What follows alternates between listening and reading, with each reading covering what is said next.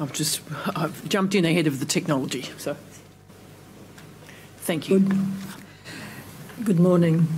This is the 8th day of hearings in the hearing block number 5, where Yoorrook Justice Commission will hear from government witnesses on the priority areas of child protection and criminal justice. Today we will hear further from Argiri Alisandratos from the Department of Families, Fairness and Housing. Before we start, I would like to invite Commissioner Hunter to give a welcome to country and acknowledgement of country. Thanks, Chair. I'd like to acknowledge that we are on my ancestral lands, the lands of the Wurundjeri. Pay my respects to elders, past and present, those that come before us, that gave us voice here today, to the stolen generation, particularly when we're talking about child protection, those that made it home, those that didn't, and those still searching. So I hope today we come with purpose, and may Bunjil watch over us as we conduct Aboriginal business. Thank you. Thank you, Commissioner Hunter. Counsel, have appearances, please. Pleases, I appear to assist today. May it please the Commission, I appear for the State with Ms Caffarella. I would also like to acknowledge the traditional owners of the land on which we gather today, the Wurundjeri people of the Kulin Nation, and pay my respects to elders past, present and emerging. I also acknowledge all First Peoples throughout Victoria, including in particular those here today and those observing the hearing from elsewhere. Thank you. Thank you, Chair. I too acknowledge the traditional owners of these lands, the proud Wurundjeri people and their ancestors and elders. I acknowledge that sovereignty of these lands was never ceded. I extend my respects to all Aboriginal and Torres Strait Islander peoples meeting here today and following us online. If the Commission pleases, I recall Mr Argiri Alisandratos.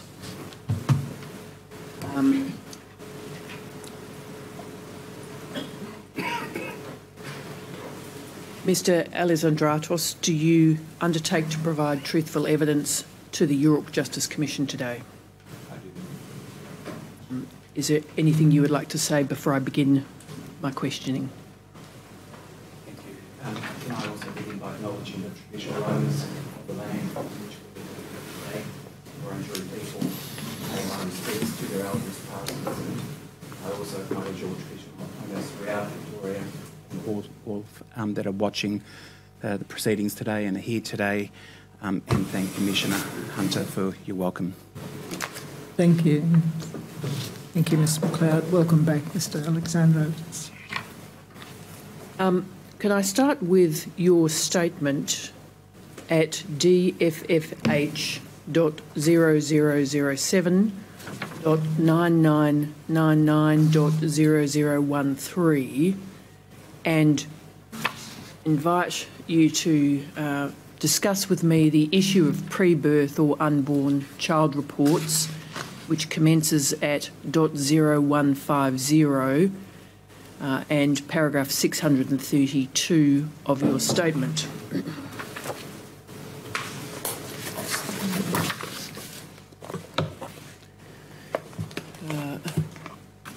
Could we bring up, please, page .150.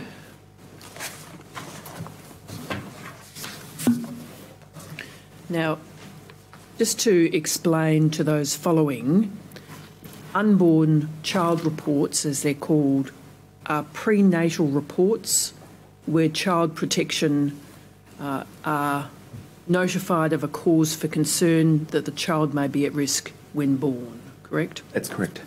And these matters are governed by Section 29, 30 and related provisions of the Children, Youth and Families Act. That's right. So turning to paragraph 632 of your statement, you note the proportion of First Peoples children who were the subject of a pre-birth unborn report and who were subsequently removed from parental care and placed into out-of-home care within 180 days of birth has consistently been higher than the proportion for non-First Peoples children in the years from 2017 to 2021. We have some update to those figures I'll come to in a moment. The intention under Section 29, 30 and 32 in related provisions of the Act is that where there's a notification of a concern or a significant concern for an unborn child, the intention is that advice, services and supports be provided to the mother to reduce the need for child protection intervention after the child's birth, correct? Yes, that's correct. There's also a process or pathway called the Orange Door pathway, which is mentioned at paragraph 634 of your statement. That follows a confidential referral under Section 32 of the Act. So that's the framework. At 636 of your statement, you talk about the aim. If we could just bring that up.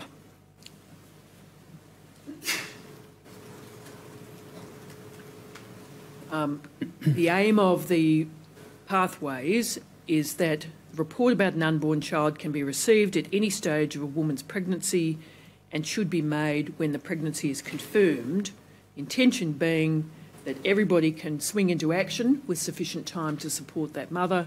She can feel supported through the process. The aim is that you're minimising the chances of removing the child. Correct. Okay, so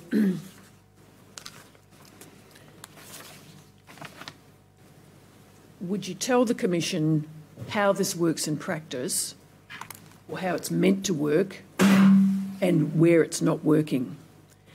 And before we do that, overnight we received some information from the Victorian Government Solicitor's Office. I don't have the number yet, but the date of the letter is 10 May 2023, the VGSO letter. That could be brought up on the screen. Could I invite you to turn to the response to question 35? While that's being done, question 35 asks, in relation to First Peoples children subject to an unborn report in 2021, asking for the percentage data for the rates of children subject to an unborn report who subsequently enter care prior to 3, 6 and 12 months of age. So if we could go, please, to page 10 of that document. I'm sorry, that's not the right document. So don't worry about bringing it up on the screen. But do you have in front of you the VGSO letter of 10 May 2023 and the response at paragraph 43 or page 10 of that document? I do. Yeah. Would you read, please, paragraph 43 to the Commission? Of unborn First Peoples children subject to one or more unborn child protection reports in 2021, 21.5% entered care within 3 months of birth, 24.2% entered care within 6 months of birth, and 28.4% entered care within 12 months of birth. And compared to non-Aboriginal children, in paragraph 45, the numbers are, as a percentage, 21.5% entered care within 3 months of age for First Peoples children. Yes. Non-Aboriginal children, 13.5%. For Aboriginal children entering care within 6 months of age, so I assume these numbers are cumulative, are they, or are they a separate 3 to 6 month bracket? I think they're separate numbers. Okay. So 3 to 6 months of age, 99 First Peoples children, or 24.2%. Non-Aboriginal children, 234 or 15%. And entered care within 12 months of age, 28.4% First Peoples children and 17.8% of non-Aboriginal children. So quite a disparity there. There is. Yeah. What those numbers are telling us is that 1/5 of all First Peoples children subject to a report are removed from their mothers within 3 months of birth. Yes. Those numbers are clearly very high. They are.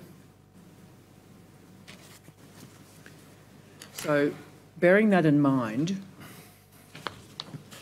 bearing the aims of the Unborn Child Report, can you tell the Commission, please, how the system is meant to work and where it is failing?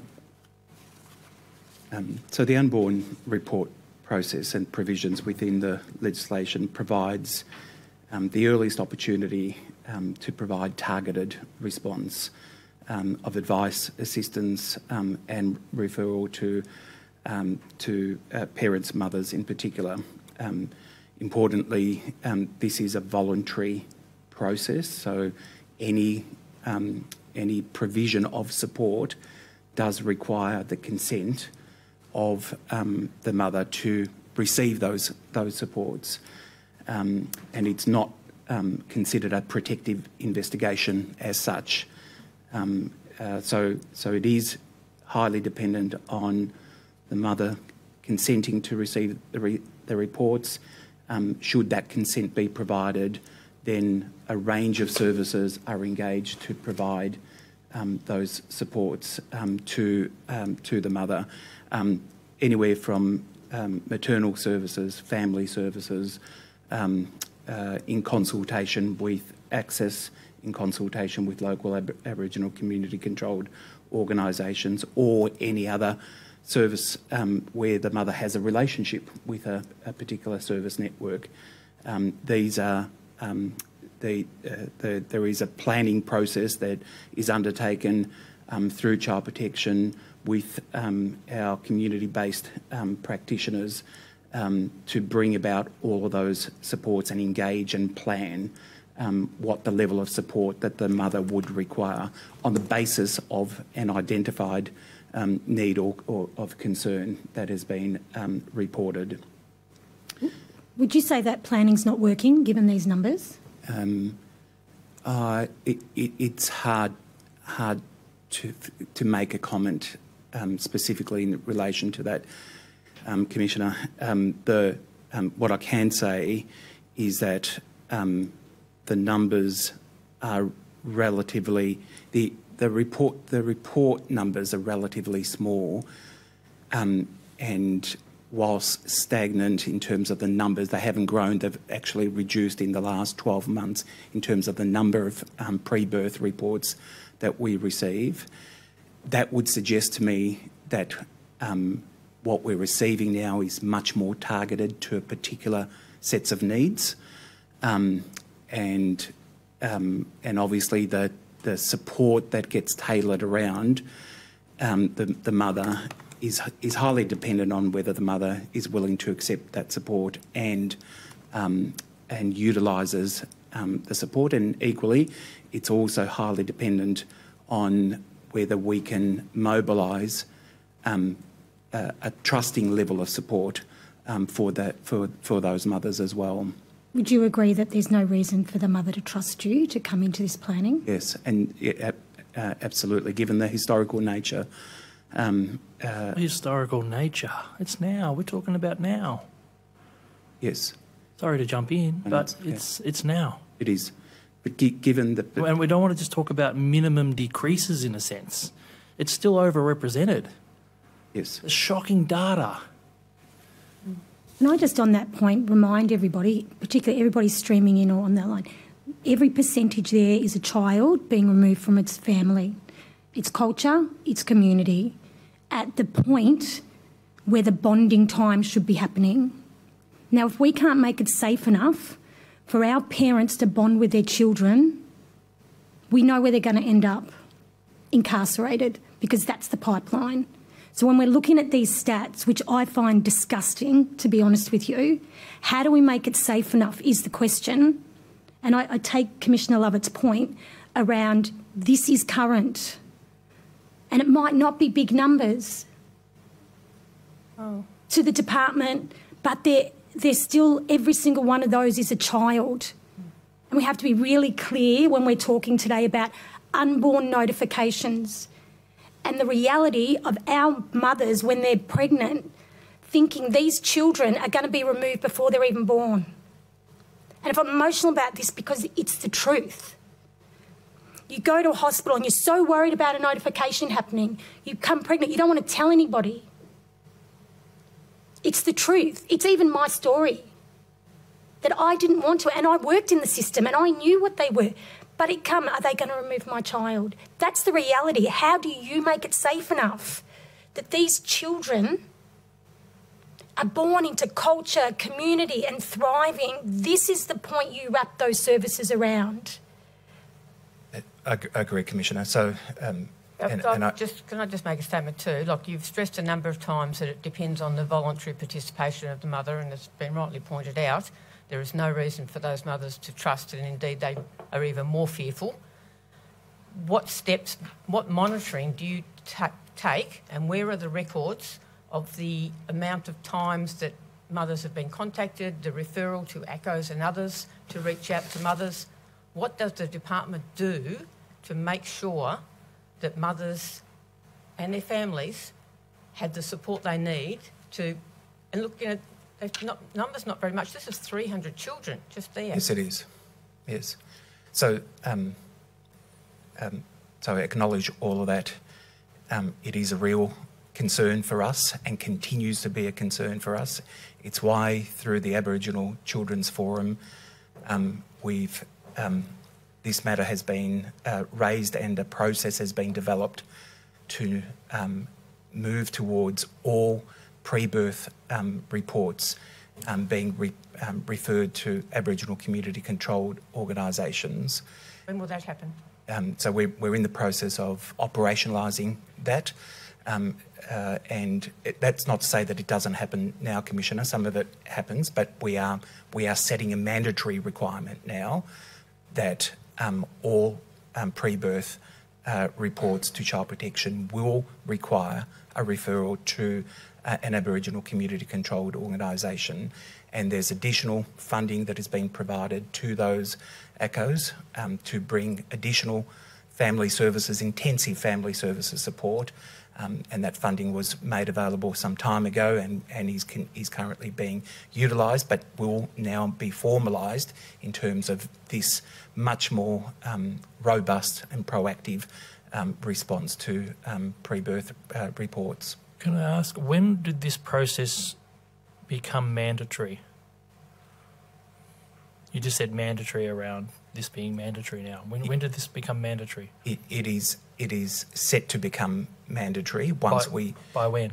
I haven't got the timeline here, Commissioner, but there's a little bit more work to be done to operationalise the policy, and that work has been undertaken with Koori Caucus of the Aboriginal Children's Forum.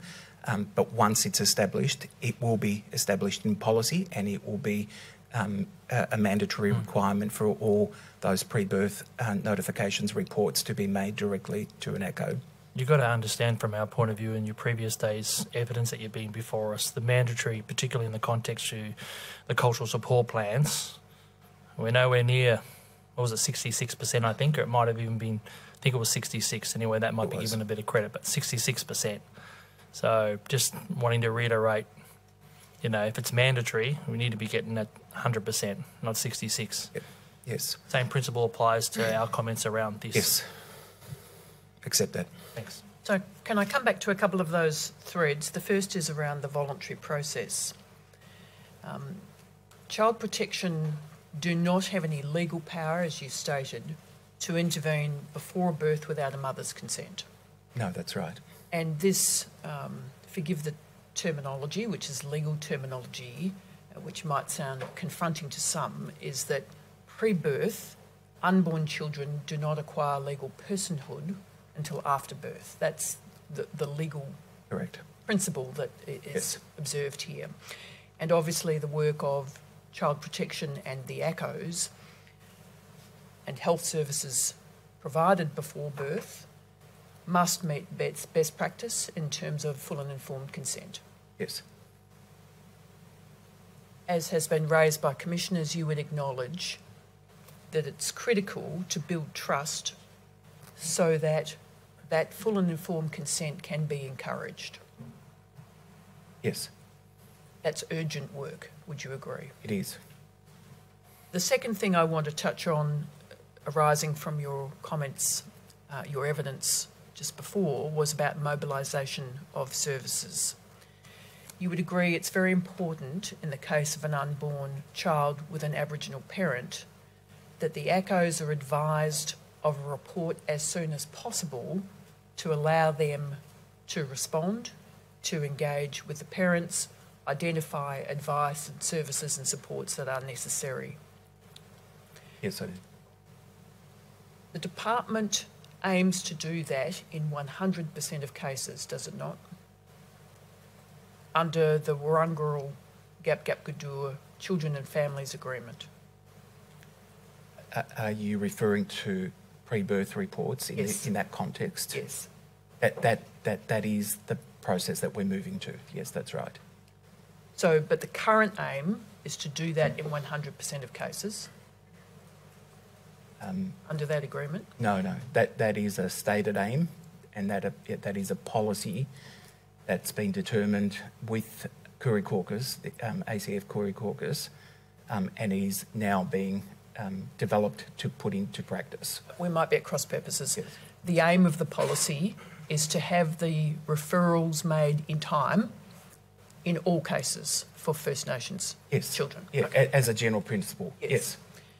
At paragraph, thank you, we can go back to the statement now. At paragraph 654, do you have that paragraph handy?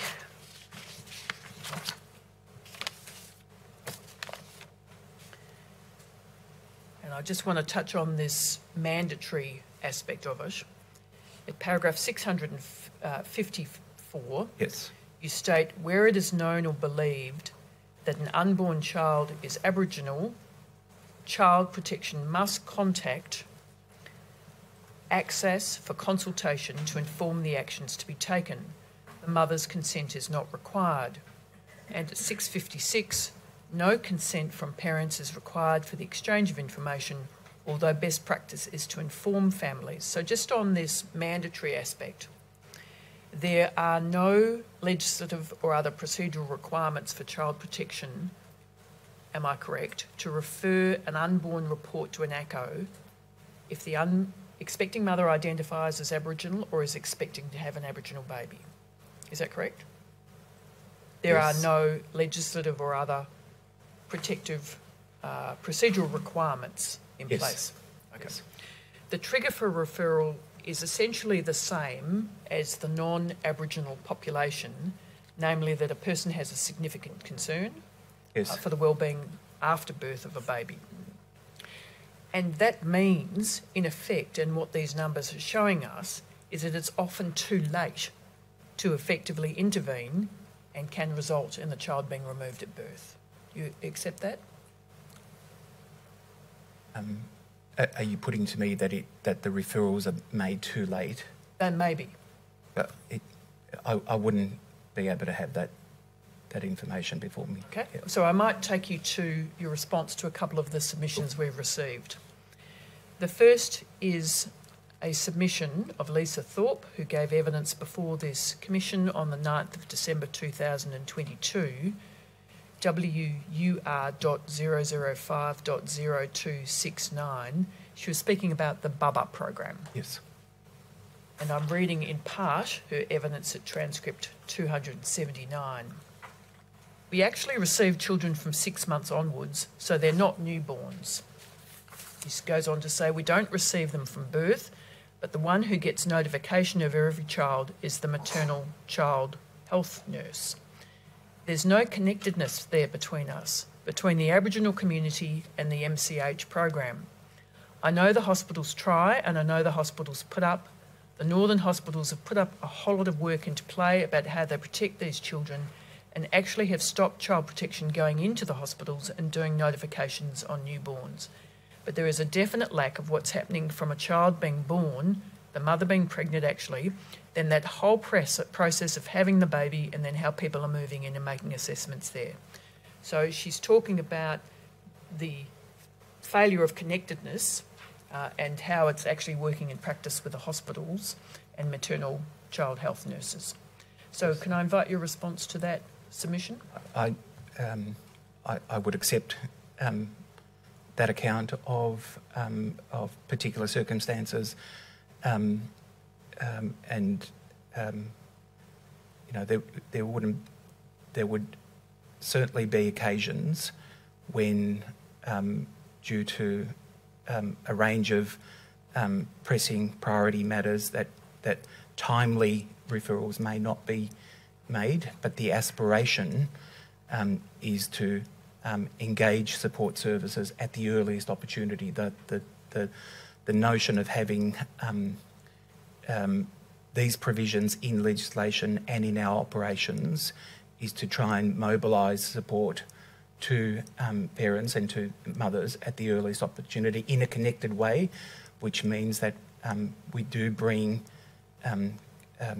people and service providers who are engaged and know the mother together to try and develop a plan for how that pre-birth period of support needs to look like, and what it needs to look like, and what we need to be doing collectively. Now, I'm realistic enough to acknowledge that it's not always going to work in that precise way in the realities of day-to-day operations across the service network, both in child protection and in other related areas of support.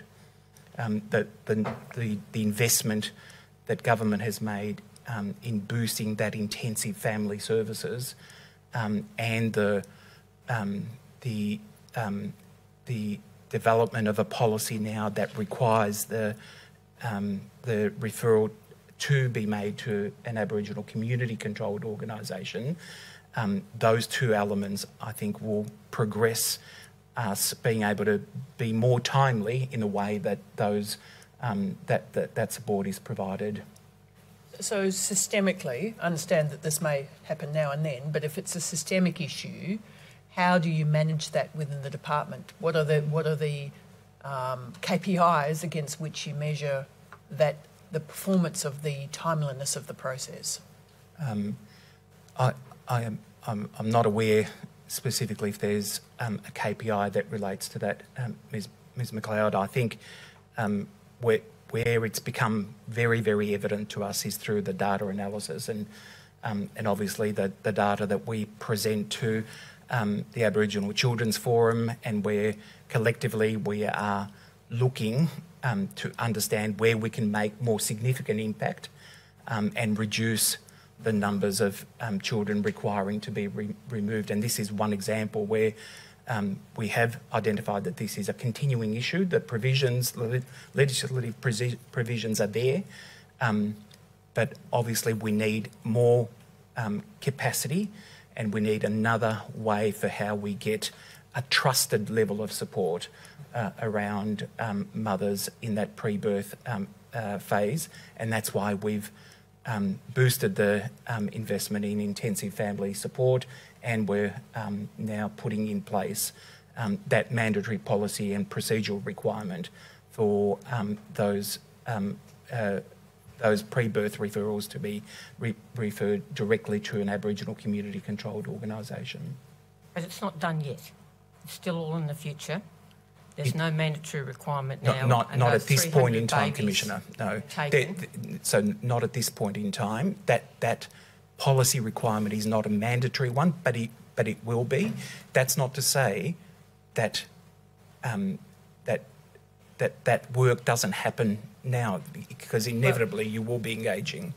Given the stats we saw from the VAGO report, where 98% of carers hadn't received their mandatory 6-week check to see what they needed, I have some questions, given that there's no formal monitoring of the support that's being given to these mothers, or with their referrals to an ACO or any of these other things.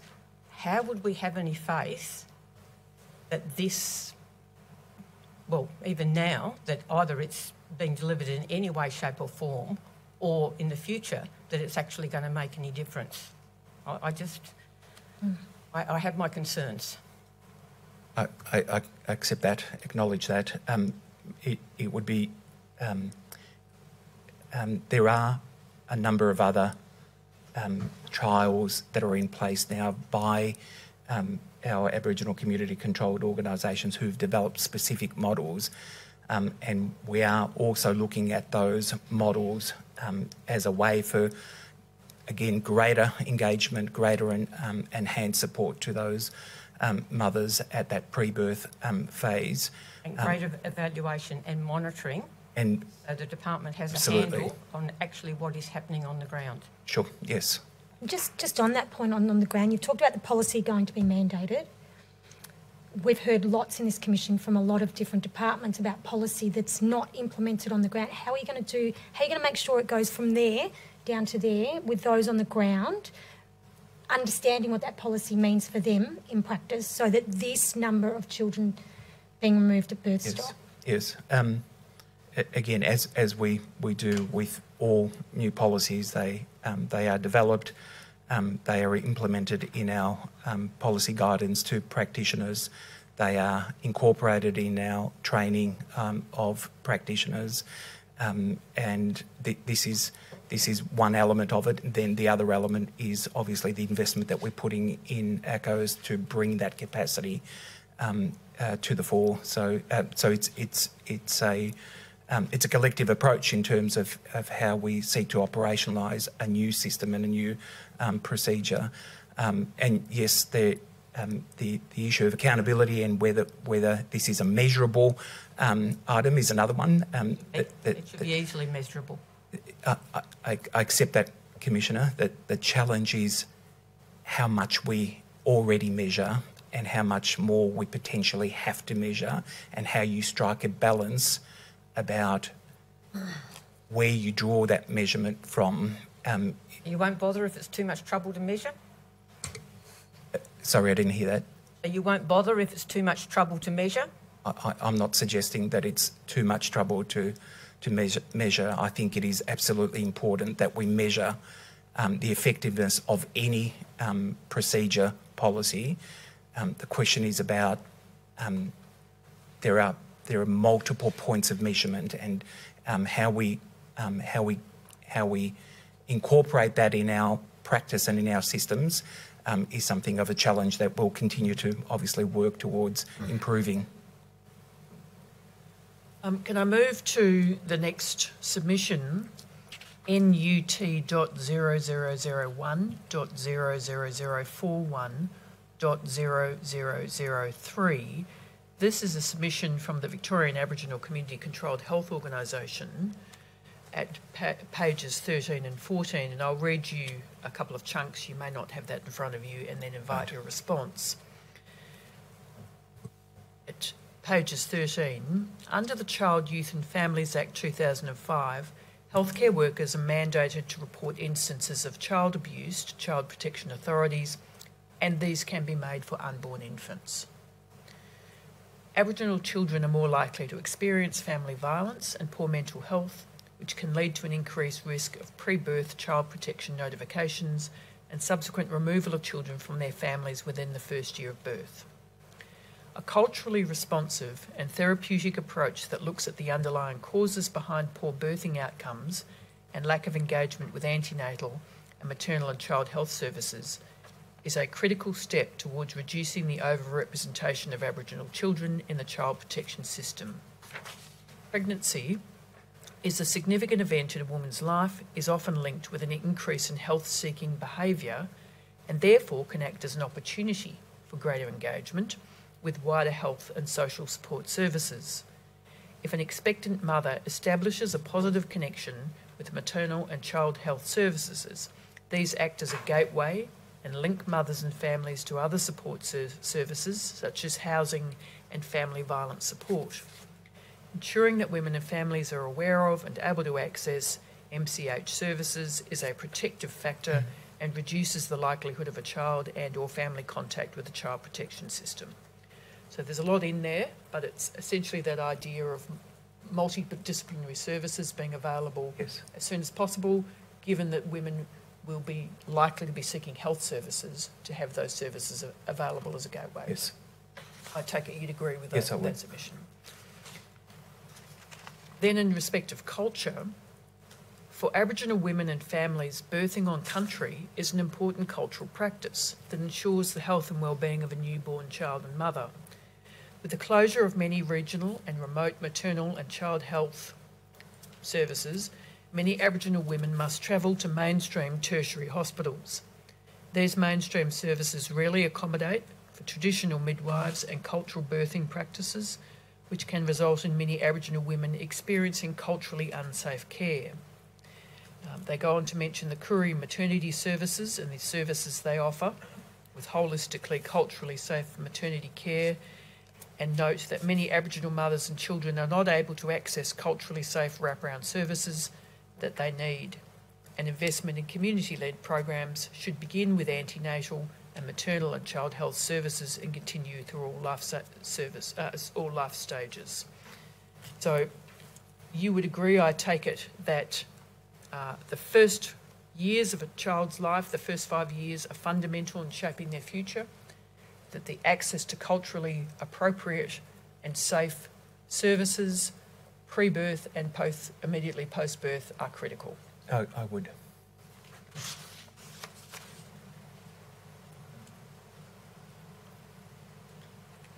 The material establishes, and I take it it's well recognised, that removal of a child from the mother at and around birth can cause serious harm to both the mother and child. That the health of the mother and child and bonding with the child immediately post-birth is critical to the developmental health of babies and also critical to the health of the mother postpartum. I take it you'd accept Yes. that as a basic proposition. Now, for good reason, as the Commissioners have raised, including the legacy of our history of forced removals and trauma that follows that, First Peoples may not trust, let alone consent to, intervention by Child Protection Services. You agree with that broad proposition? Yes. So have you given thought to how the legislation or the processes of child protection could be amended or improved to both respect that autonomy and the need for consent of Aboriginal mothers, whilst offering them at the same time these critical health services at this time? So a couple of things on that. Probably the Department of Health is better positioned to respond to the array of health services that are in place. And from our perspective, certainly we rely on that integrated support from maternal health services, maternal child health as well. In addition to that, in terms of how we seek to gain trusted engagement, it's what I've been just talking about recently around the need to move to a greater focus of that support coming from Aboriginal community-controlled organisations.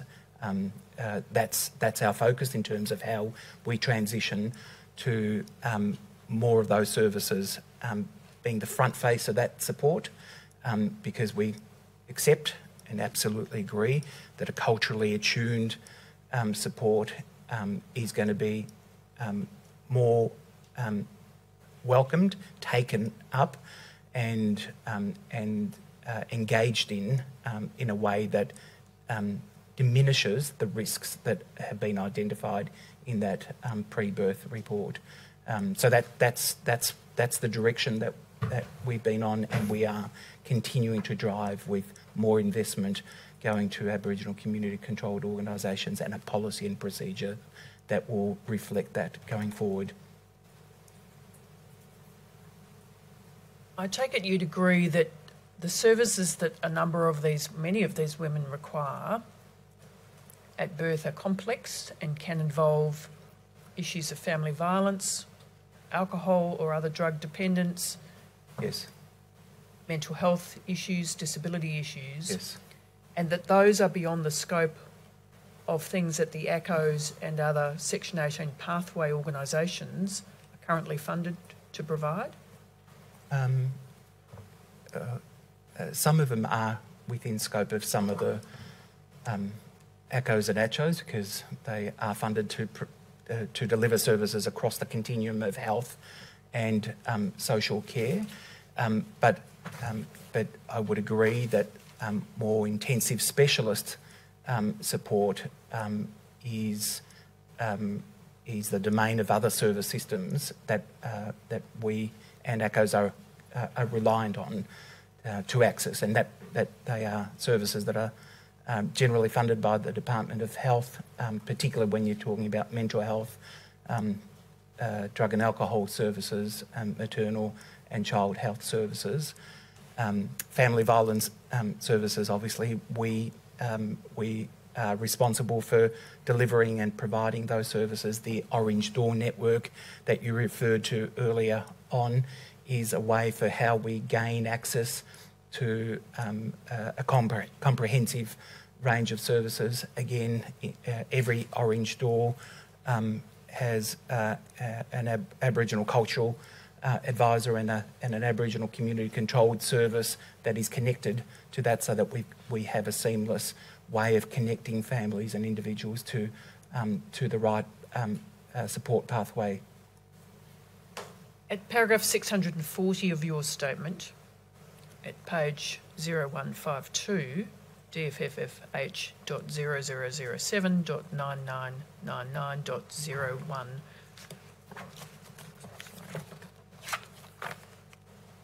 .0013 at page 0152, paragraph 640, you acknowledge that while the intent of responding to an unborn report is to assist the mother of the child, current resourcing levels and demand for family services can mean work and services are prioritised towards families and children requiring immediate support and assistance. So there's always this tension between a sense of which is the most immediate priority that child protection and ACCOs and others have to juggle. There is. Which means that those who are not regarded as high priority miss out. That's right. And it's in recognition of that additional investment tailored to pre-birth reports has been made. Would more co-location of services and additional funding both assist this issue, or is there some other structural hurdle here? I think we've got examples of co-location in our current service system design. The Orange Door that I referenced a few minutes ago is an example of where we bring multidisciplinary teams together to form a holistic approach to needs of individuals and families. ACCOs and ACCHOs are probably the most holistic ecosystem, if you like, because they naturally bring together all the various funding streams in a holistic way that is tailored to the needs of their communities.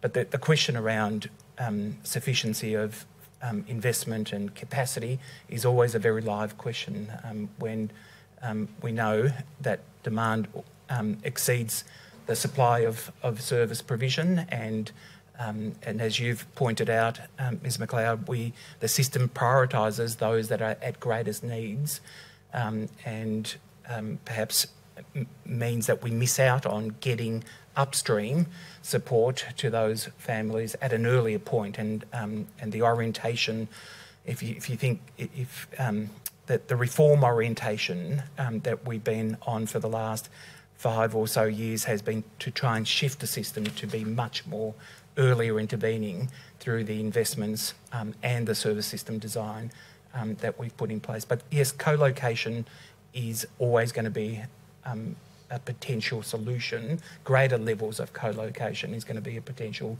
solution. You're asking the services to do holistic service provision, right?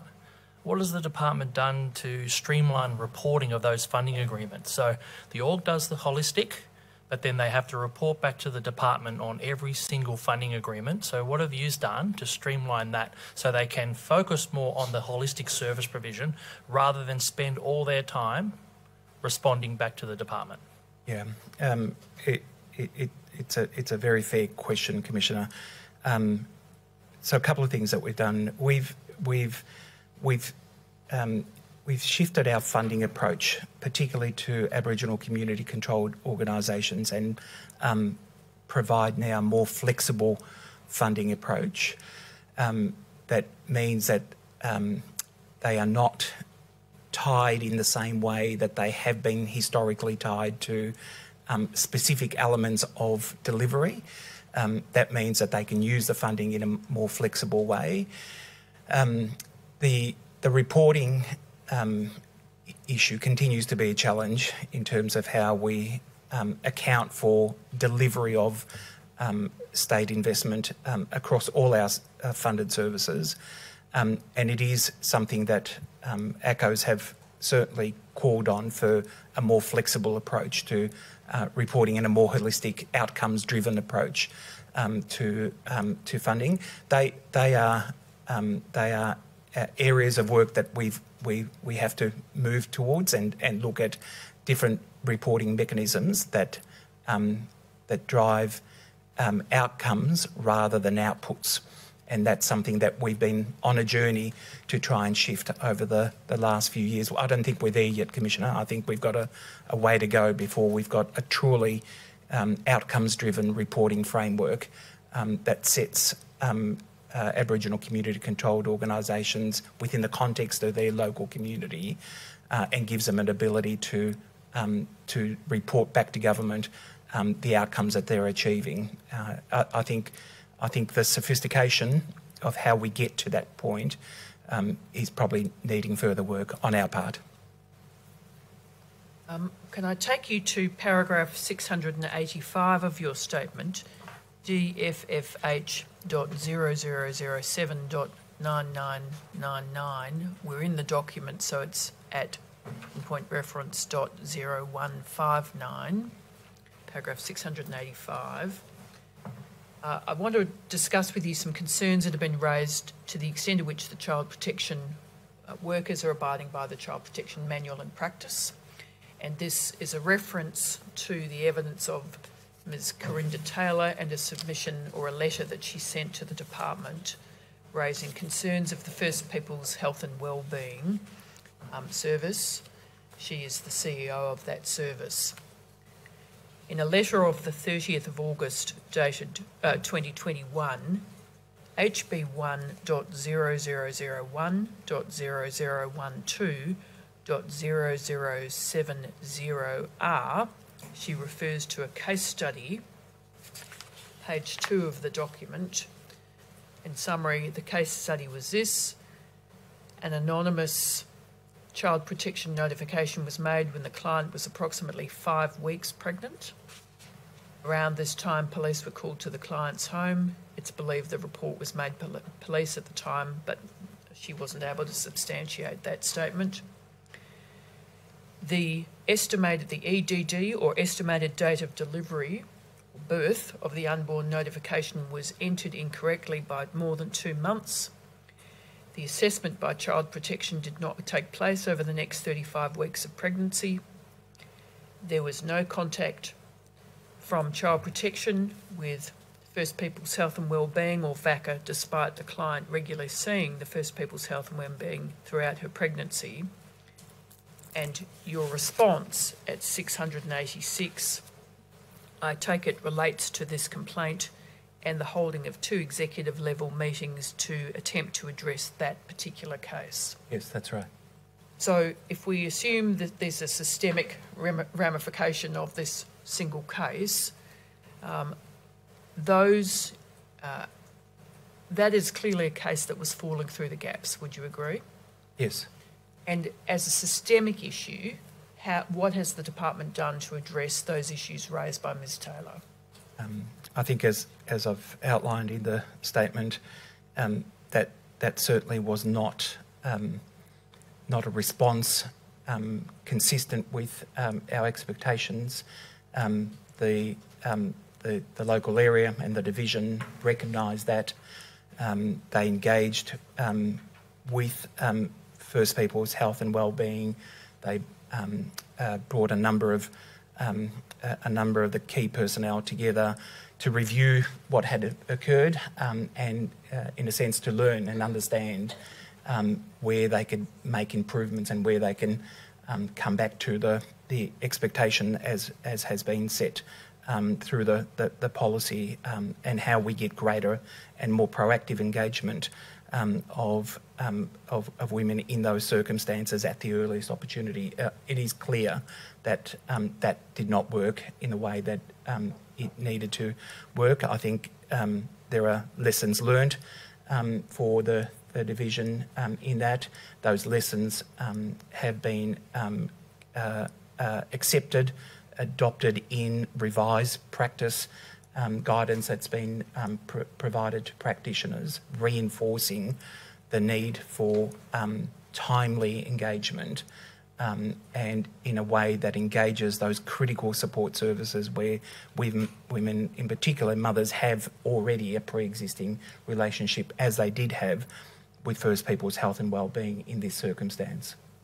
With respect, so the council's question was about system changes, and you've just isolated this incident as a one-off. There's multiple. You're saying that you've worked with the division. In the response, you're talking about solely about a division. Division is a component of the system.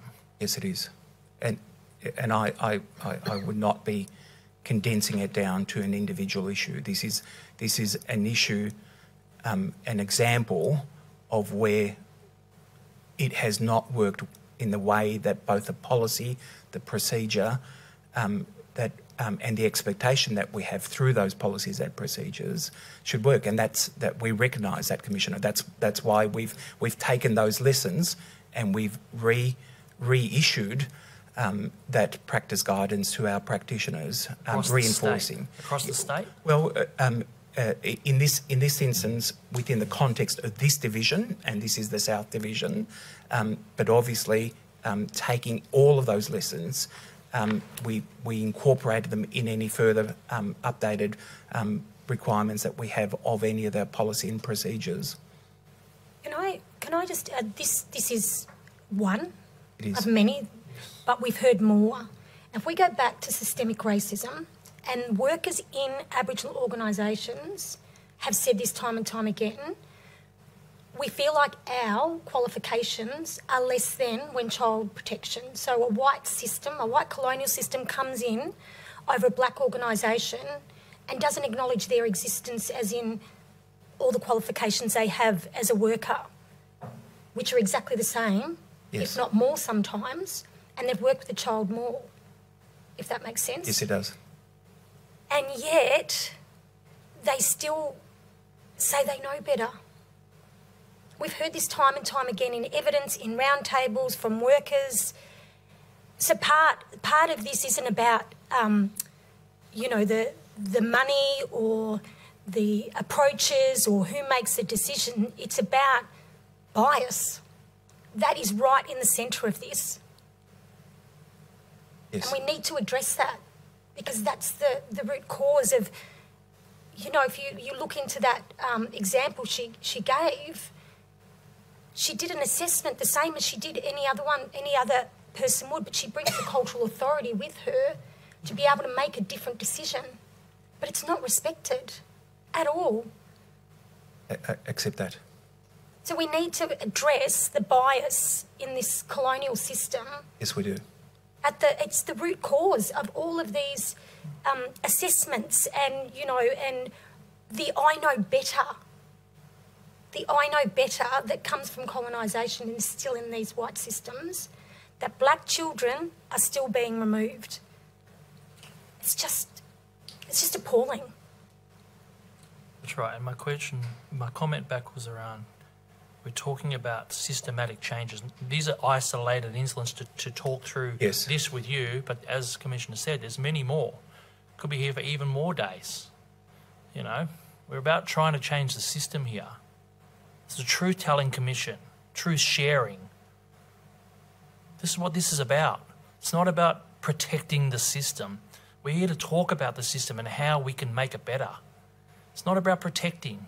You've already confessed and committed that there's systematic racism. So let's talk about it and let's work through solutions around how we're going to fix it.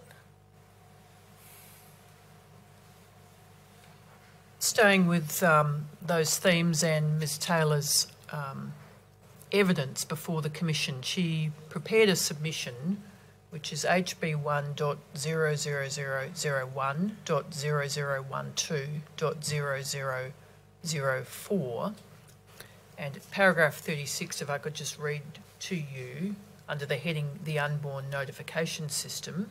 This is page 4 of the document. There's a huge problem with the unborn notification system. From the outset, reports to Child Protection can be made on completely spurious grounds without proper, comprehensive risk assessments being undertaken. The focus should be on addressing any issues and risk, then closing the Child Protection file before the baby is born. This would be the best way to ensure the baby is safe and that the family can stay together. We often see that these unborn notifications sit on the hospital file with no action taken until after birth. In paragraph 39, she says, very often the first person in an Aboriginal mum's birthing suite is a child protection officer without her being afforded any connection with other culturally appropriate support systems. So can I invite your comment on that observation she makes, that very often the first person in the birthing suite is a child protection officer, and what that does to undermine the safe delivery of services and the building of trust that's so critical to the delivery of those services? Well, I would be extremely concerned if the very first person in the birthing suite is a child protection practitioner. That clearly is not. It's far from ideal. My comment would have to be in the context of what has occurred prior to that, prior to the birth of that child, and what efforts had been made to bring trusted support around that mother, and then what planning has been put in place to manage, based on a risk assessment, what action needed to take post the birth of that child. And that I would envisage that in most circumstances, and certainly I take the point of that description, but in most circumstances there would be a clearly articulated plan for what action and how that action would be implemented upon the birth of the child. Just coming to those plans, Ms Taylor gave evidence that there were cases where unrealistic burdens were placed on the new mother. For example, one case where the mother was required to travel 2.5 hours by public transport with her newborn baby to attend on the relevant services once a week during COVID lockdown. So in order to meet the conditions that were placed on her by child protection workers, once a week she had to spend, say, 2.5 hours with her newborn baby travelling across Melbourne to the other side of Melbourne, attend that visit and then travel home again during the lockdown period.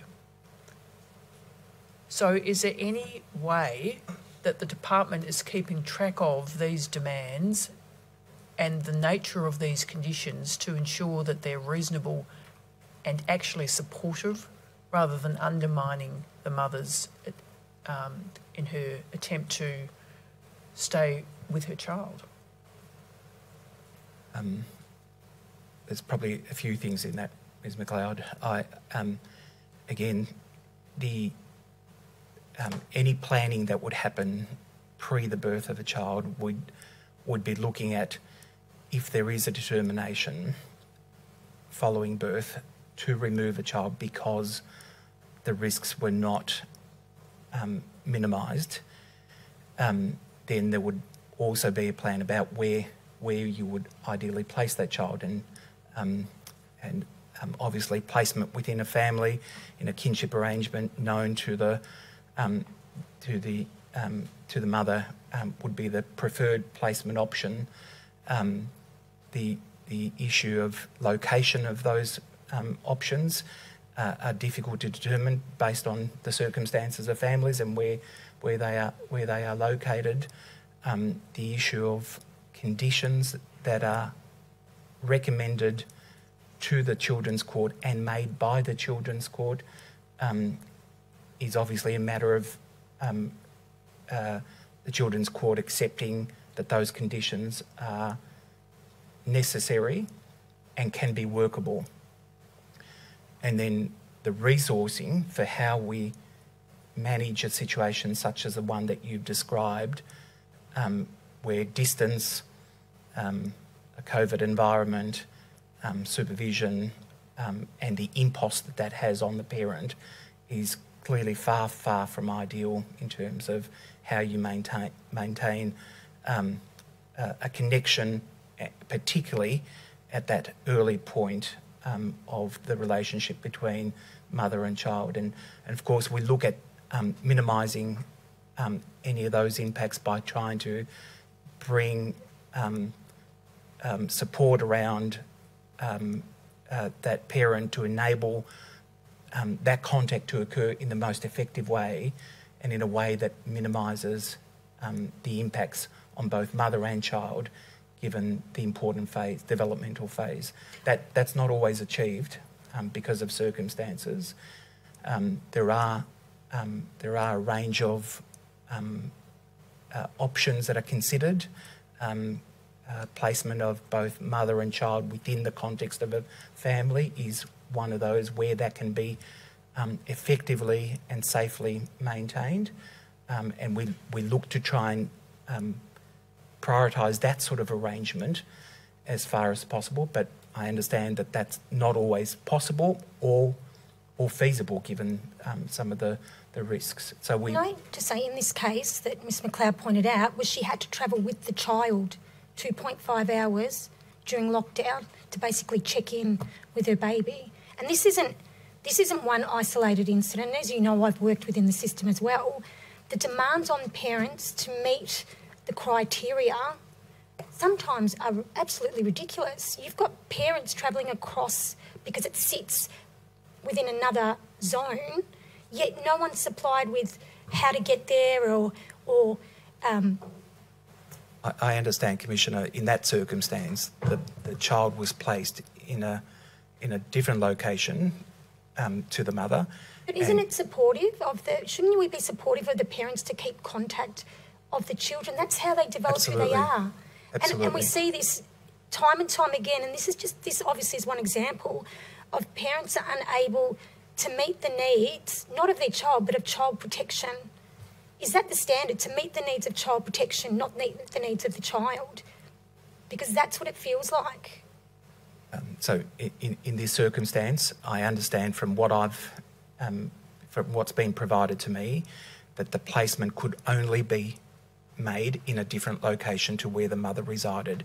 The support that was provided to the mother was by way of taxi vouchers and a whole range of other assistance to be able to get her across. That doesn't minimise the considerable impost and impact that it has on that parent. Newborn. I accept that.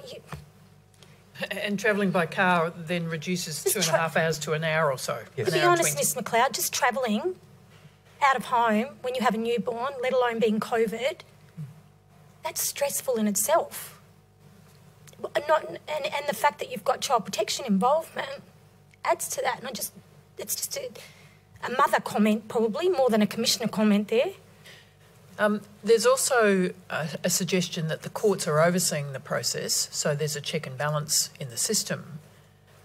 But if you're dependent on the mother's advocates, essentially, those legally representing her, assuming she has those people available to her, to raise these concerns about unrealistic conditions, isn't it the role of the child protection worker to put that case also, that the conditions aren't working?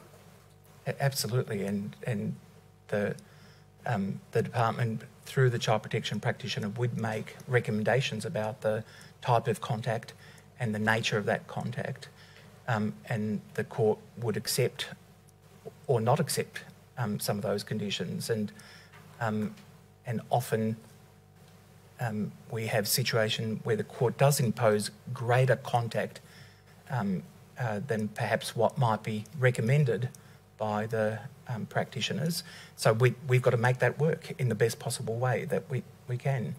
You have transport workers, am I correct? Yeah, but you're under resource for transport workers, would you?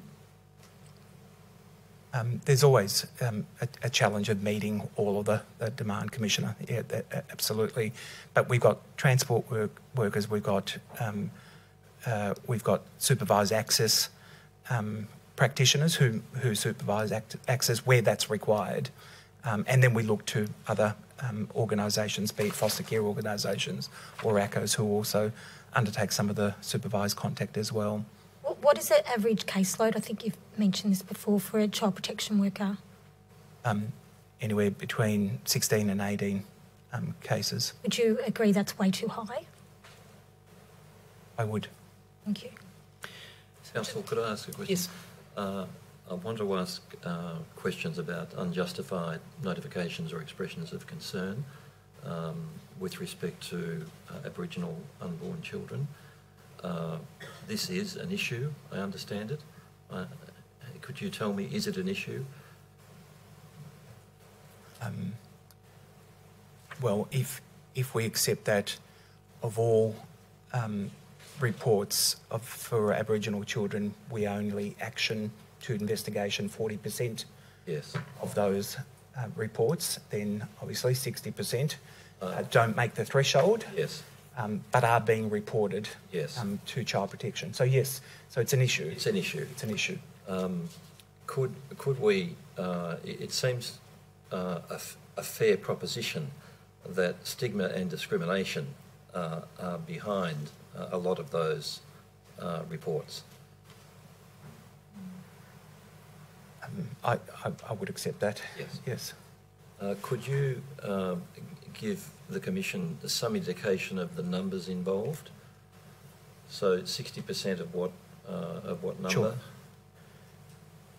So in terms of reports, let me just get that for you, Commissioner. So 11,249 reports. That's in financial year 21-22. 11,000. That's right. We get about 117,000, 118,000 reports. With respect to Aboriginal people? Yes.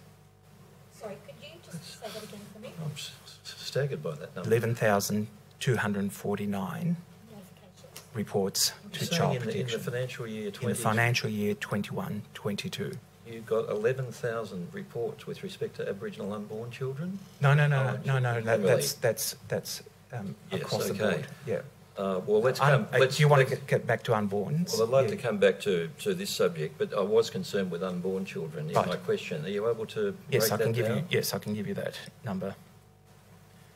And if you could just tell us where you're taking the number from, that would be helpful. I think we've provided the Commission with the data. So in 2022, there were 404 pre-birth reports. Pre-births. And how many of those were found unjustified or not actionable? I'm not sure of the language.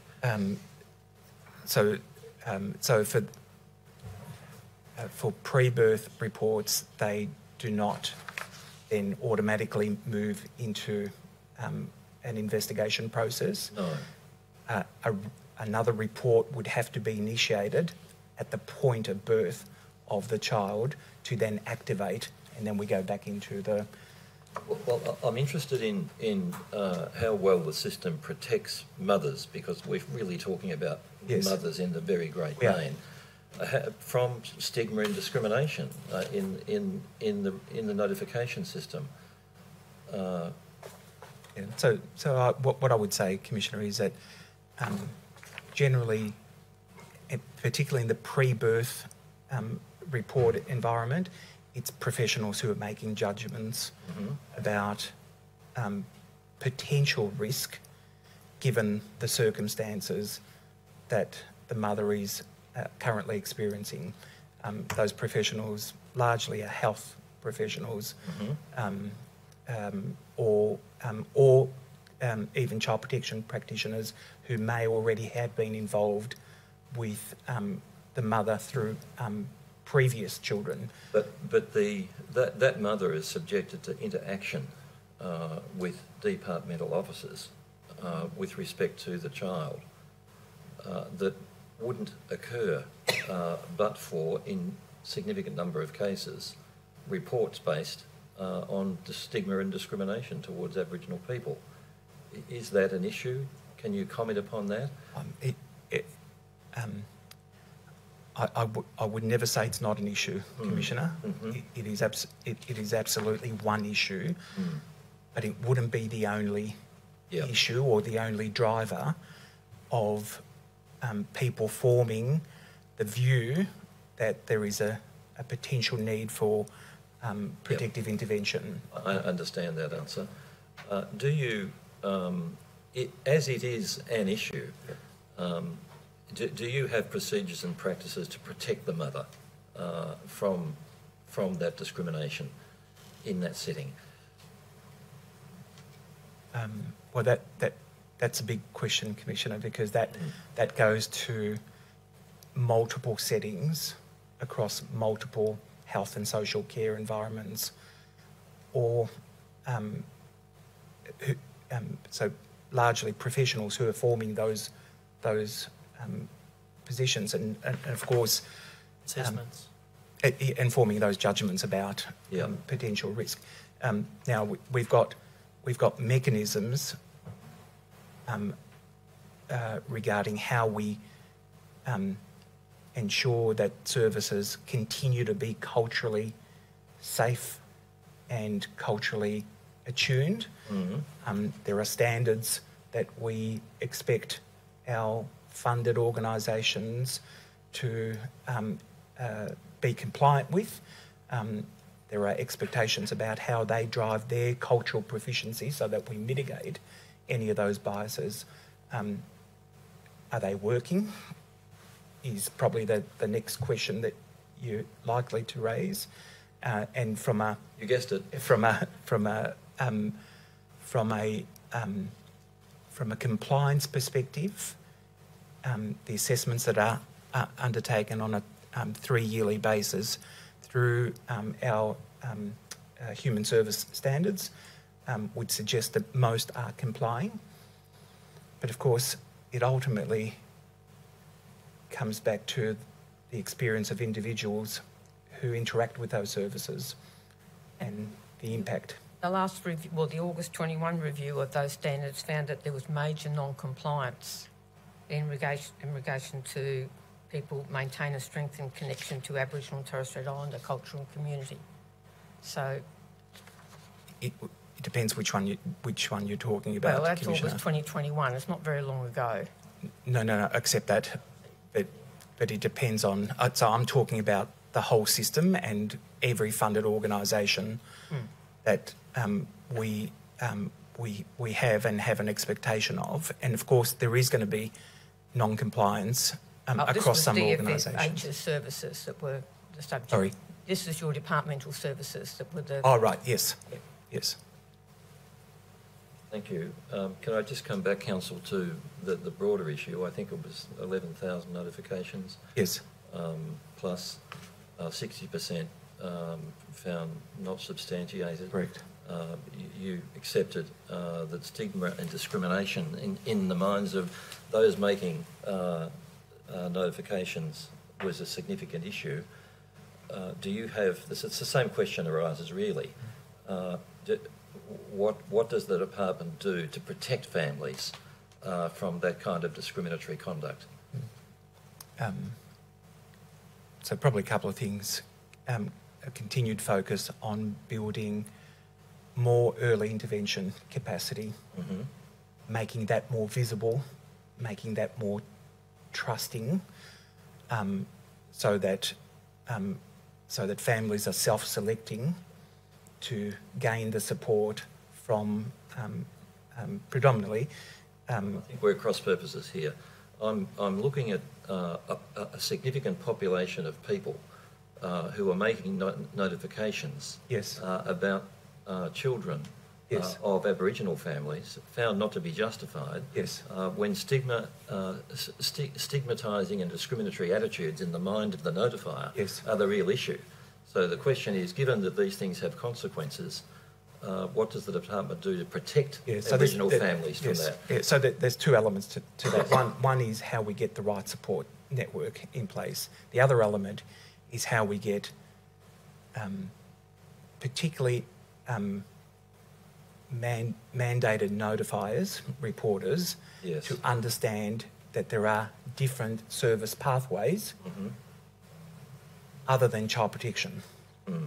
And that is something that we've been working on. The orange door that we referenced earlier is an example of a system change that seeks to deliver an integrated and visible service response so that reporters are not just seeing a child protection gateway Yes. as the only solution to To bringing ensure. support.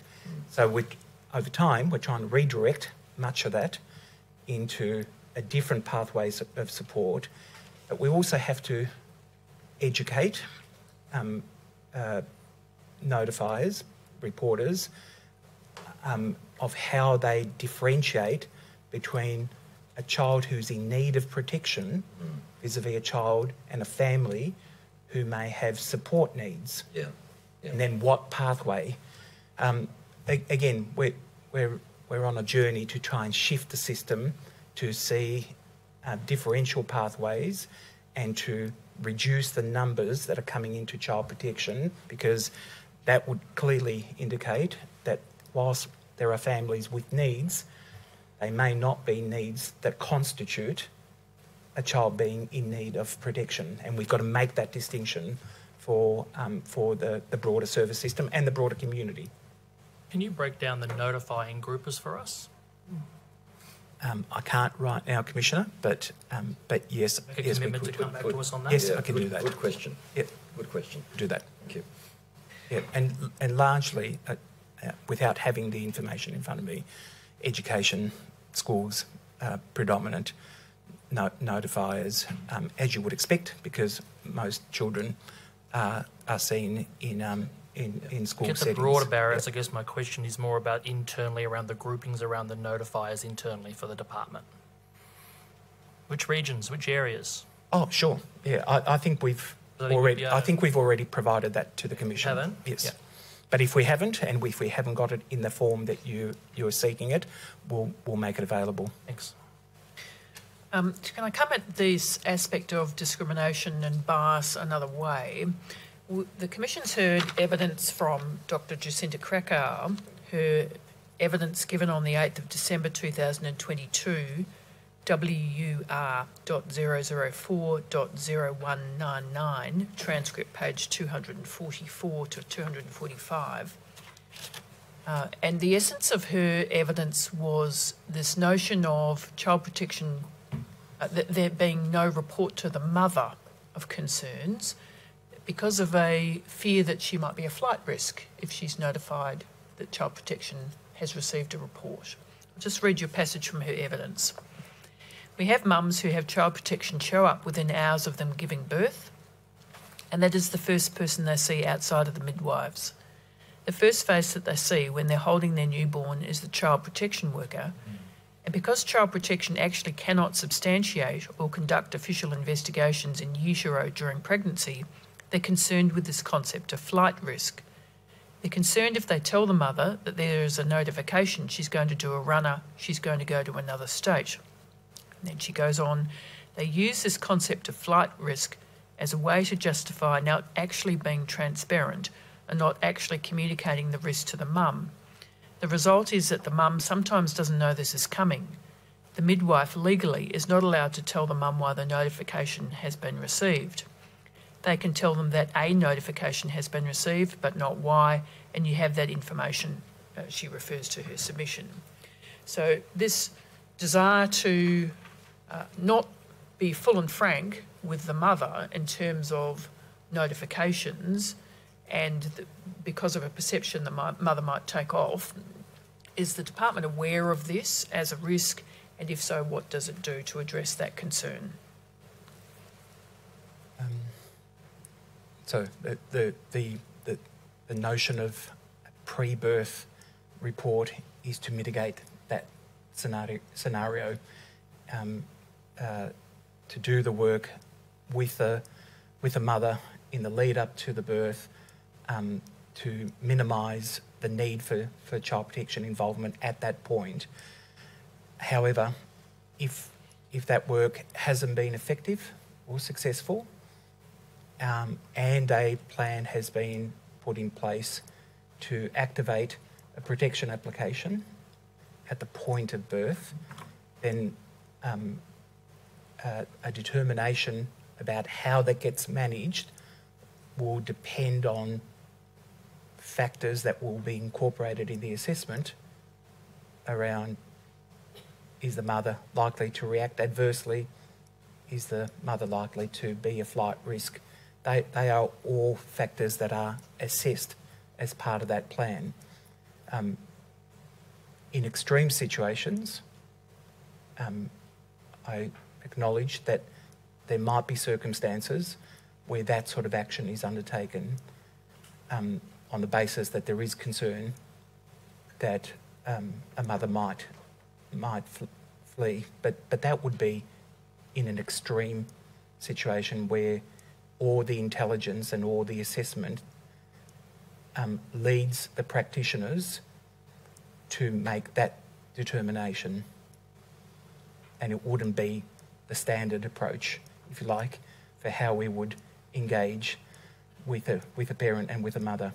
So it shouldn't be the standard approach? It should not be the standard approach. Transparency and Absolutely. Trust are critical. Absolutely. And that involves communication with the mother. Exactly. So that she can understand what services are available to Absolutely. her to defray that risk. That's right.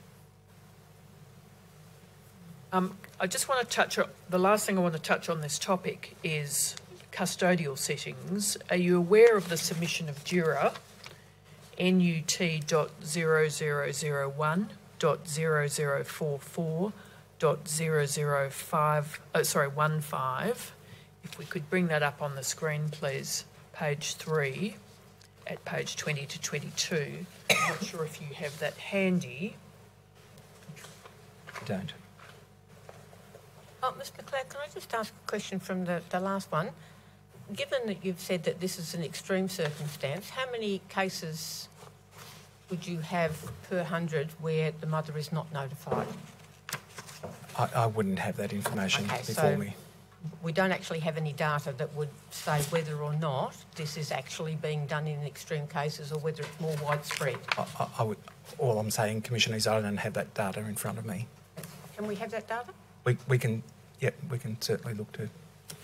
Mr. Alisandratos, if the non-substantiation rate is 60% or 11,000 with respect to Aboriginal child notifications, what's the non-substantiation rate for either the population generally or for non-Aboriginal notifications? Sorry, are you, Commissioner, can I just clarify that? Yes. Are you talking about the investigation rate? The 40% that I was referring yes, to? Yes, I'm okay. sorry. So, no, that's okay. I see I slipped in my language. No, that's okay. So the investigation rate for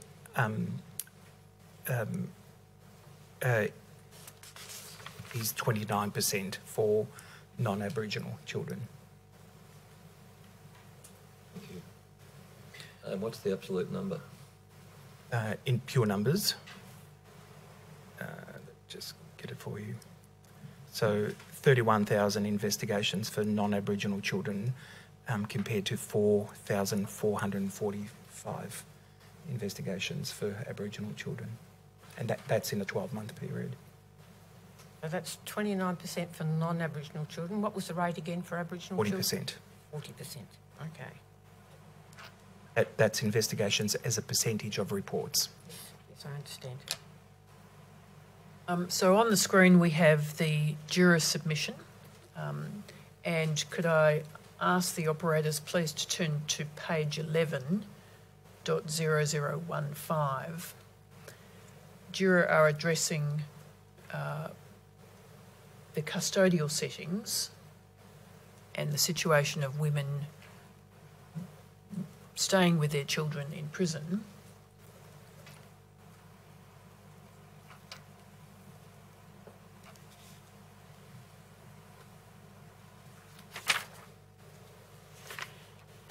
Some recommendations they make at page 11, including implementing culturally appropriate and timely processes,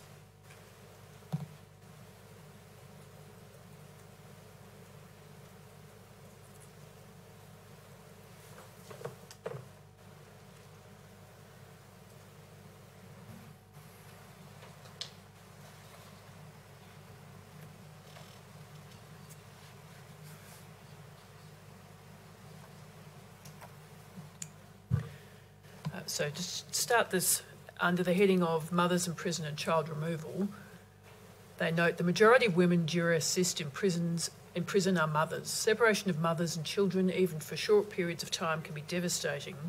The harm of child removal from Aboriginal and Torres Strait Islander mothers must be considered in the context of the ongoing harms of colonisation. They make reference to the Bringing Home report and the history of forcible removals and devastating impact, intergenerational impact on Aboriginal and Torres Strait Islander families and communities.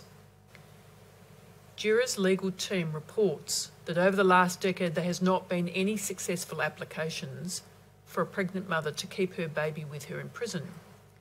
The application process disproportionately impacts on Aboriginal and Torres Strait Islander women as the threshold is very high. There are also long delays in receiving an outcome because the woman must wait for a steering committee to sit before a decision is made. They also report instances of women taken from prison to hospital to give birth, the baby taken away, and the women then had to return to prison without their baby. This is a specific trauma that could be prevented, and they urgently recommend that Aboriginal and Torres Strait Islander women who have children not be imprisoned. Where this is not possible, Juror recommends the urgent implementation of a culturally safe process for women to keep their babies with them in prison. These processes should be also be available to those with young children.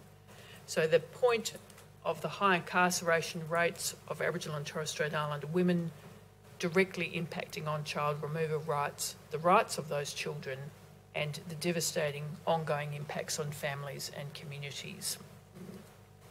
So,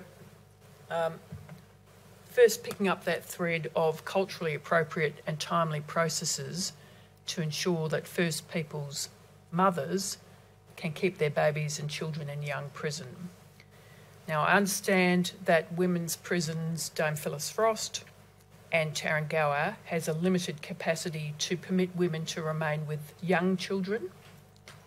Are these in, do you know, shared unit arrangements or as close as possible to a home environment replicated within a custodial setting? Ms McLeod, I'm probably not well positioned to respond to this.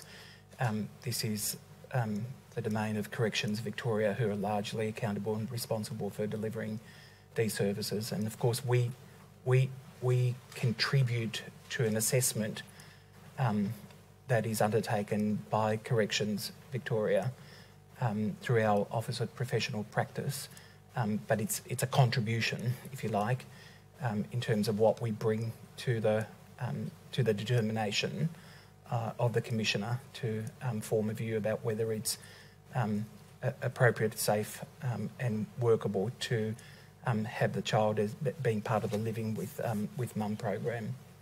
So Juror also report to a couple of services that they provide in prison context, including Sisters Day In and the Dilly Bag, and their ability to deliver those services such as they can. If it was up to you and the Child Protection Department as opposed to Corrections, would the ideal be that women not be in custodial settings, and if they had to be, they'd be in minimum security or community release type systems? It's really difficult for me to answer that, Ms McLeod. Yes, as a principle, we would say wherever possible, trying to having an environment where we can have child with mum would be ideal, but that would depend on many considerations that both Corrections Victoria and ourselves would have to obviously be informed about, given circumstances and workability of those arrangements and capacity for that matter. From a health perspective, and consistent, I suggest, with the Close the Gap targets on out-of-home care and incarceration, would you agree that ideally the government should be looking at decarceration options for parents of very young children? I think that's a matter for government, but yes, any options, any effort to broaden the range of options would be definitely welcomed. You're a public servant of some 30 years' experience in the child protection system. Government setting policy and meeting the obligations and commitments of the Close the Gap targets are guided by your advice. Agree? They are guided by many public servants. Including advice, you. Including me. The person that Child Protection has put up Yes. to respond to this commission. Yes. Can I ask you your view, frankly and without concern about political niceties? Should we be moving to a decarceration system for mothers and their young babies?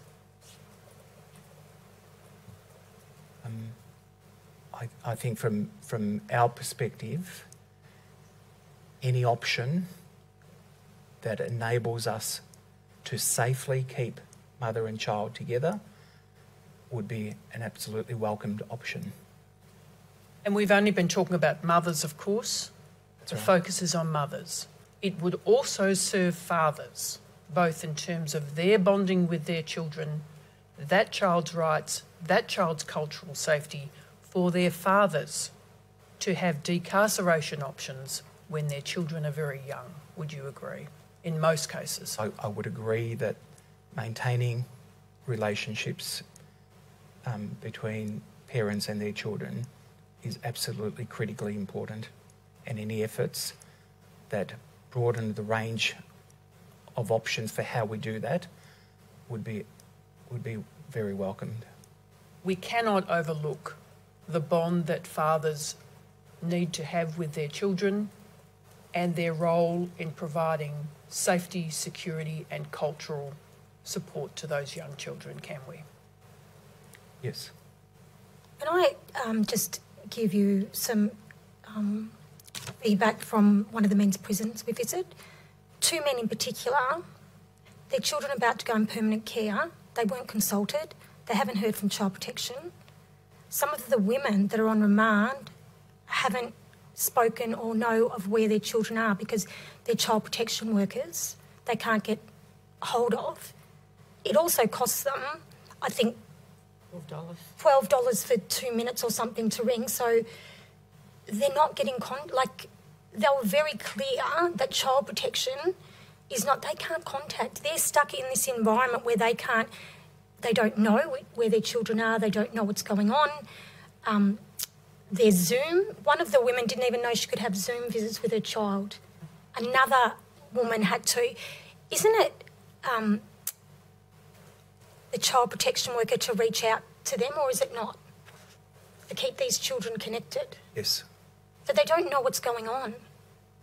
So what? And that was several men's and women's, yes. And it was quite a number of these women that are not, that goes towards mental health issues as well. Absolutely. I'm happy to follow up on any details that you would provide me on those circumstances, but absolutely we should be maintaining contact and doing everything we possibly can to engage with parents and inform them about decisions that are being made.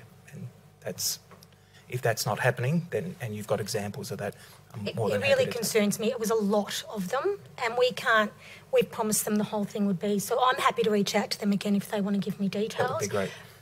But these weren't one-offs. It was quite a few in the men's and women's prisons, and it really concerns them. They don't have a moment to do the outreach and do these things, and they're in an environment where they want to know their children are safe.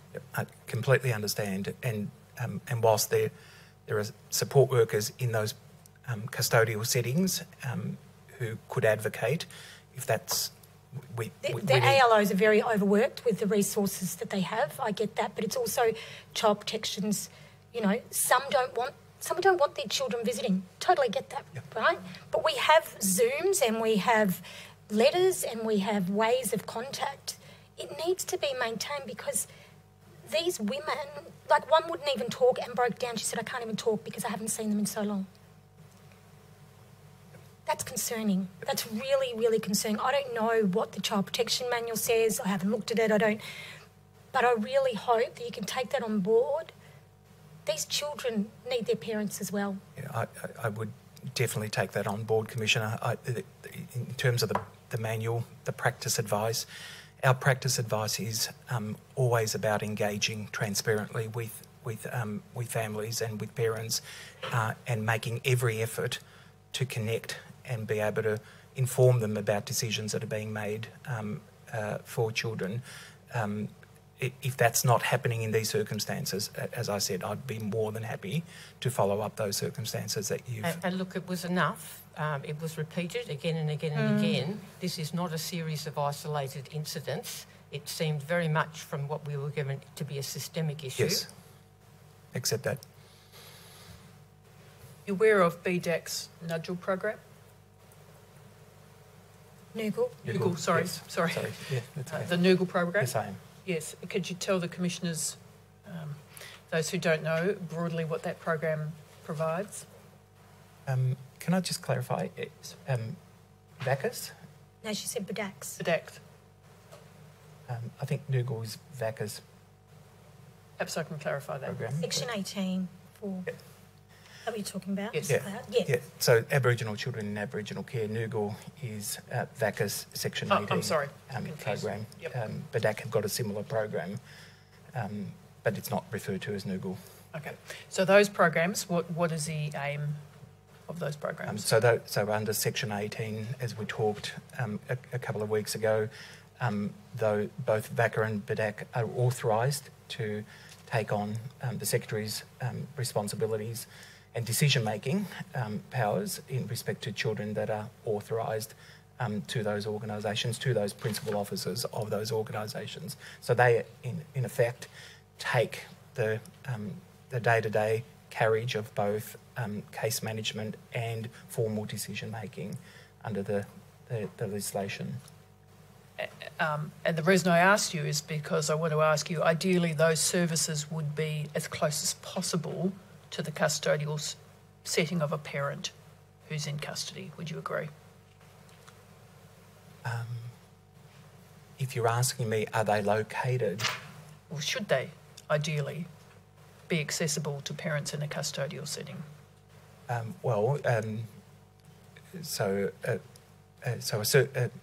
organisation like VACA has service outlets in multiple locations across the state. So yes, they would be accessible to... And should be.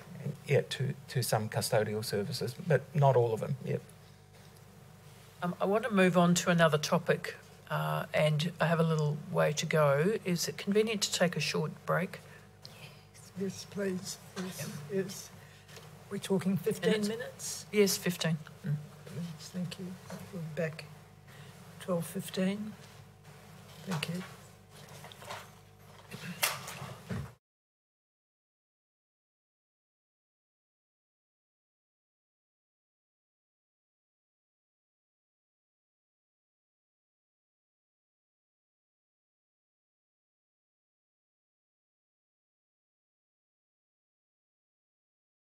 Things.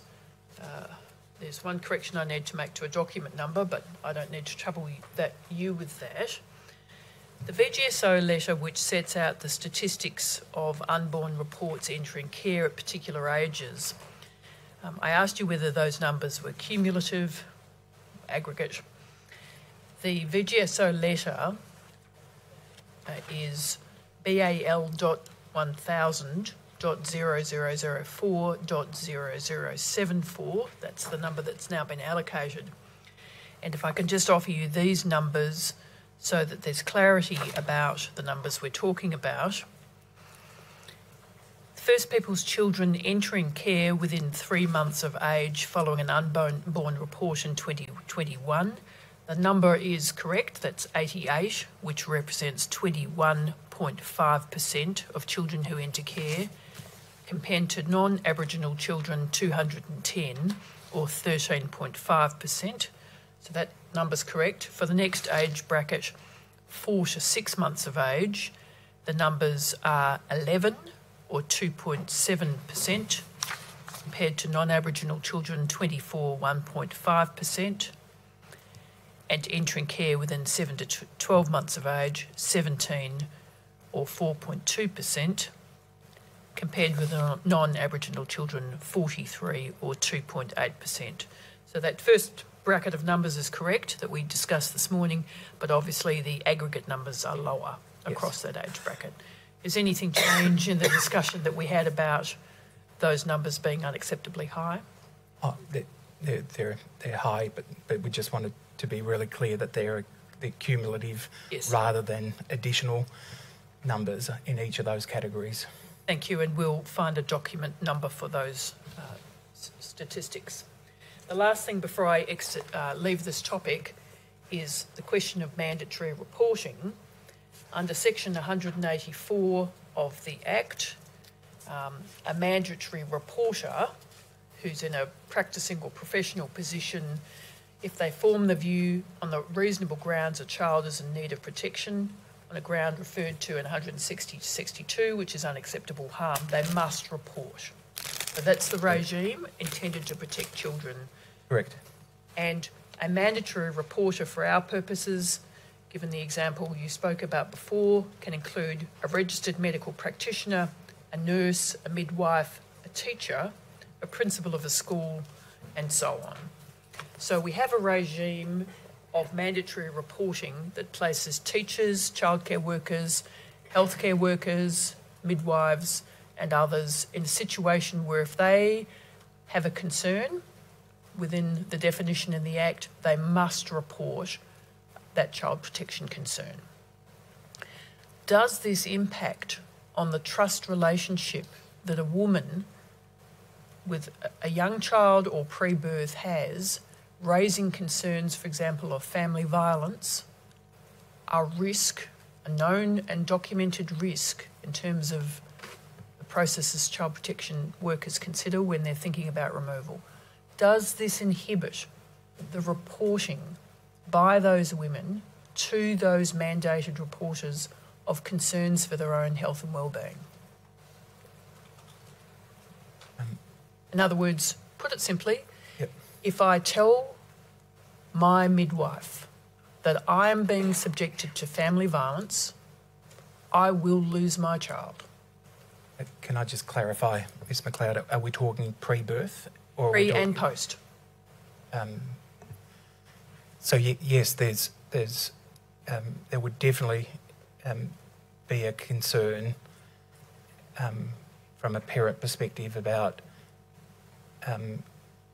what level of information they would disclose potentially if they were aware of that the person that they were disclosing would be mandated to report that.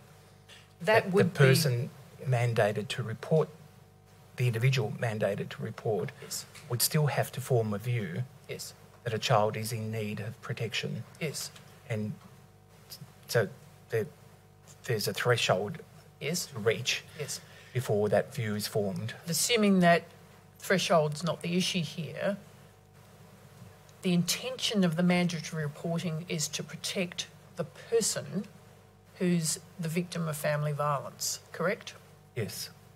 What I'm asking you is whether the mandatory reporting requirements can operate counterproductively to inhibit reporting because of a fear that child protection will then become involved and remove a person's child. So I probably should add another clarification in that. Yes. The mandatory reporting requirements only pertain to physical and sexual abuse. I see. They're very narrowly constructed in legislation, and it only goes to a mandated reporter forming the view that a child is subject to either physical or sexual abuse, or likely to be subject to physical and or sexual abuse, as opposed to a broader range of need or concern. So the reference you're making is to section 162(1)(c). The child has suffered or is likely to suffer significant harm as a result of physical injury, and the child's parents have not protected or are unlikely to protect that child from harm. And D, the child has suffered or is likely to suffer significant harm as a result of sexual abuse. Correct. And the parents not protecting. And the mandated provisions are for those two categories only. So just coming back to Commissioner Bell's questions about the numbers being reported, are you seeing an incidence of over-reporting under the mandatory reporting regime? Well, the data would suggest that 60% of reports of Aboriginal children are not meeting the threshold. So yes, on balance, we're seeing more reports that are coming in that meet the threshold for a statutory child protection intervention. And a person who may be facing a situation of family violence or where there's a risk within the home of sexual abuse may not, who may be a victim themselves, a mother, for example, may not report those facts to authorities who can, to services who can assist her if she's concerned that the mandatory reporting regime will mean child protection will be knocking on the door. You agree that that's a problem? Yes, that is potentially a problem for those two specific categories where mandated reporters are required to report those abuse types. So how do child protection workers work out where... I guess my question is, how do we solve that issue? Because you're dependent on trust and you're dependent on women bringing themselves forward to services and being full and frank in their disclosure of concern so they can access health services. But if a consequence is for their own protection that they may lose their child because of mandatory reporting... Well, mandatory reporting doesn't necessarily mean they will lose their children. It means that... Yeah, I'm talking about their fear. Their fear, yes. And an inhibition on sharing matters that are deeply and strictly relevant to their health and well-being. Yes. Yeah, and it's a real issue. So I'm not minimising the issue that you're pointing out. The way that we work towards solving it is through a number of initiatives that we've undertaken already and will continue to undertake. Grow the capacity of our Aboriginal community controlled organisation as trusting local community organisations to be able to respond to the needs of families and mothers, because that is the most trusted of environments, if you like. Information provision to consumers and service users about what they can expect from their services and how they will be treated, and a cultural proficiency that is built into across our service system, which clearly we've got significant more work to do, but it's important work that we continue to drive cultural safety and cultural proficiency across all our non-Aboriginal services. Raising awareness, information provision, engaging with schools, engaging with health services to bring that level of awareness to families and mothers who will use those services will mitigate some of that concern. Having a network of orange doors across the state as a differential pathway is a significant investment that government has put into that. With orange doors, they're a non-Indigenous service, aren't they? They are a holistic service for all members of the community, but each of them have a strong Indigenous presence in terms of the cultural response that they bring to the delivery of those services for First Peoples. What does that mean, though? Can you just elaborate on that last comment about culture and presence and that, please?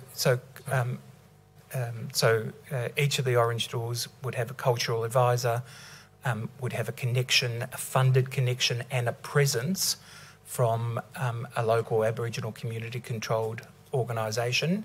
All referrals for First Peoples are assessed and prioritised from that part of the service, and brings a cultural perspective to the needs of those individuals who are seeking assistance and support from the Orange Door, and then a referral pathway to the most appropriate Aboriginal community-controlled organisation or specialist family violence provider who's delivering the intensive family violence response from the Orange Door.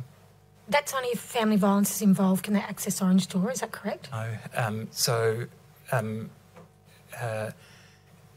The development of the Orange Doors brought together, as per the recommendations of the Family Violence Royal Commission, the entry point for both child wellbeing, family wellbeing and family violence. The Royal Commission, in its determination, formed a view that the former differential pathways were not an effective way of integrating responses to what often was need that crossed both the family violence dimension and the children at risk dimension, and particularly where family violence is such a pervasive characteristic on many of the families that are interacting with those services. So it brought together the former Child First entry points that were the entry points to the children and family system, and it brought the intensive family violence entry points together and the men's behaviour change entry points into one consolidated, co-located entry point called the Orange Door. And Aboriginal women accessing that service, they were to turn up and say that they're obviously victims of family violence. Would that trigger Orange Door to then notify child protection? Not necessarily. It would depend on the circumstances, the view formed by the Orange Door and the assessment undertaken by the Orange Door, including the Marram assessment that we spoke about a couple of weeks ago, and what risk mitigation the Orange Door service was able to put in place with the mother and with the family.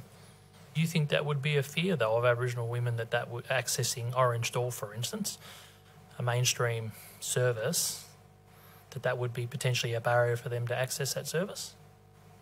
It could be a fear, mitigated by the fact that in each of the Orange Doors, for all First Peoples who are accessing support, that support is provided through the on-site Aboriginal cultural advisor practitioner, and any assessment that is undertaken would be undertaken with that person leading that assessment and then determining the need. And what authority does that role have, the cultural advisor that's working there? Like what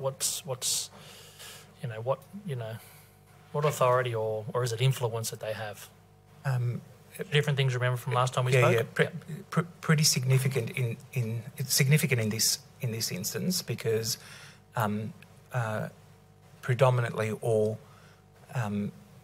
presentations from First Peoples are managed through that pathway and then into an Aboriginal community-controlled response, be it a specialist violence one or a child and family, or in an ideal situation, a much more holistic and integrated response. How many organisations or other services that you provide for Aboriginal specific, so we're talking about Orange Door, which is mainstream, how many Aboriginal specific services are like that are funded by the department to support our women or women who are victims of family violence? I could certainly provide that to you, Commissioner. I don't have it in front of me at this point, but there are multiple organisations across the state that receive intensive family violence support funding to work with Aboriginal women across the state, and there is a significant network of those services that are provided. Those specific facilities is probably what I'm saying. If you're talking facilities as in, are you talking refuges? Yep. Yes, there are specific refuges as well.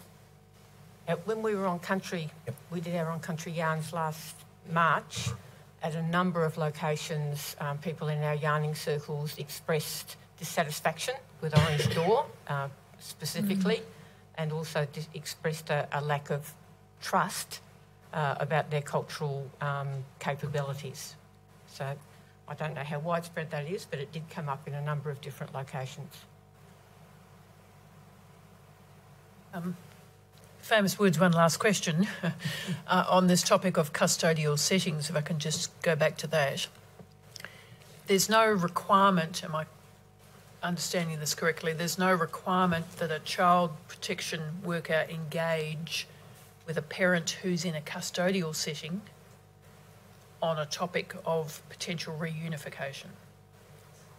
When they're considering potential reunification options, there's no requirement on the child protection worker to engage with the parent.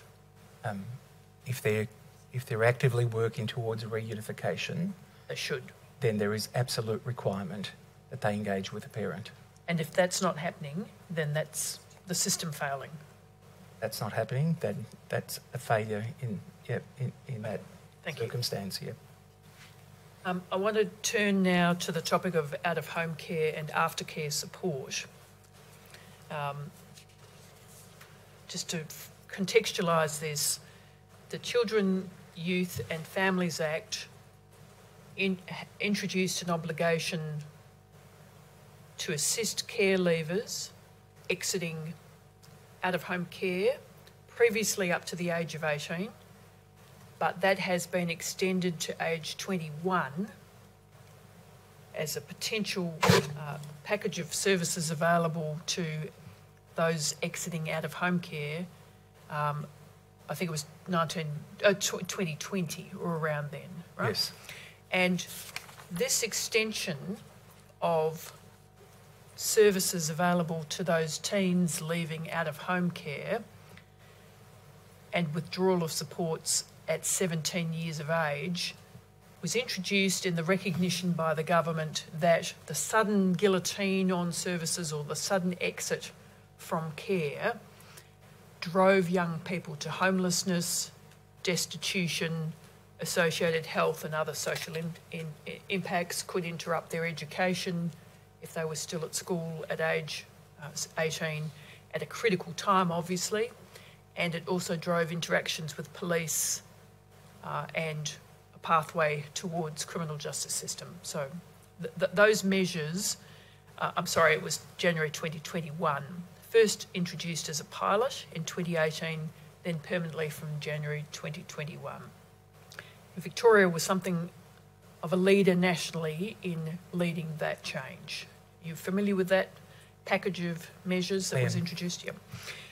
Aftercare support now is intended to be available on a universal basis. Yes. It's meant to allocate around 20 to 27,000 to each care leaver made up of about 16,000, either provided directly to foster or kinship carer or as a stipend for those unable to remain in care. Yes. Around 9,500 to fund a caseworker through the Better Futures program, that's still in place, and some flexible funding to purchase goods and services, things that somebody might need if they're finding accommodation. That's right. Now, recognising that Victoria is nationally ahead of the pack in terms of these supports, for some groups of care leavers, those leaving youth custody, those with a disability, experiencing mental health and unresolved trauma, or young parents and First Nations people seeking to reconnect with family, there are no additional measures available to assist those with special needs, are there?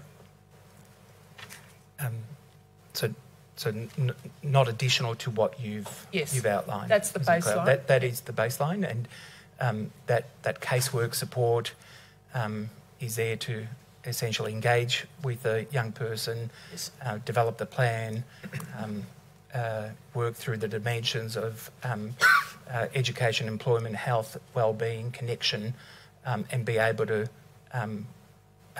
devise a plan that enables a young person to transition from care to adulthood in a more seamless way, as you say, and minimise any further intrusion into tertiary systems by getting the right support at that point.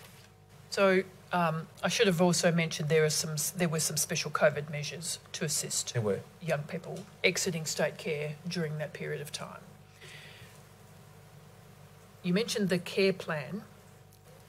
A child or a young person aged 15 to 17 should have a care plan which forecasts or projects the needs of that young person at the time that they're expected to exit care, correct? Yes. Are you aware that in many cases young people leave care without a care plan or without an adequate care plan? So there's probably a couple of plans that are in play for young people transitioning. There's the case plan, which I think you're referring to, which is determines the sort of key decisions and the direction for the child.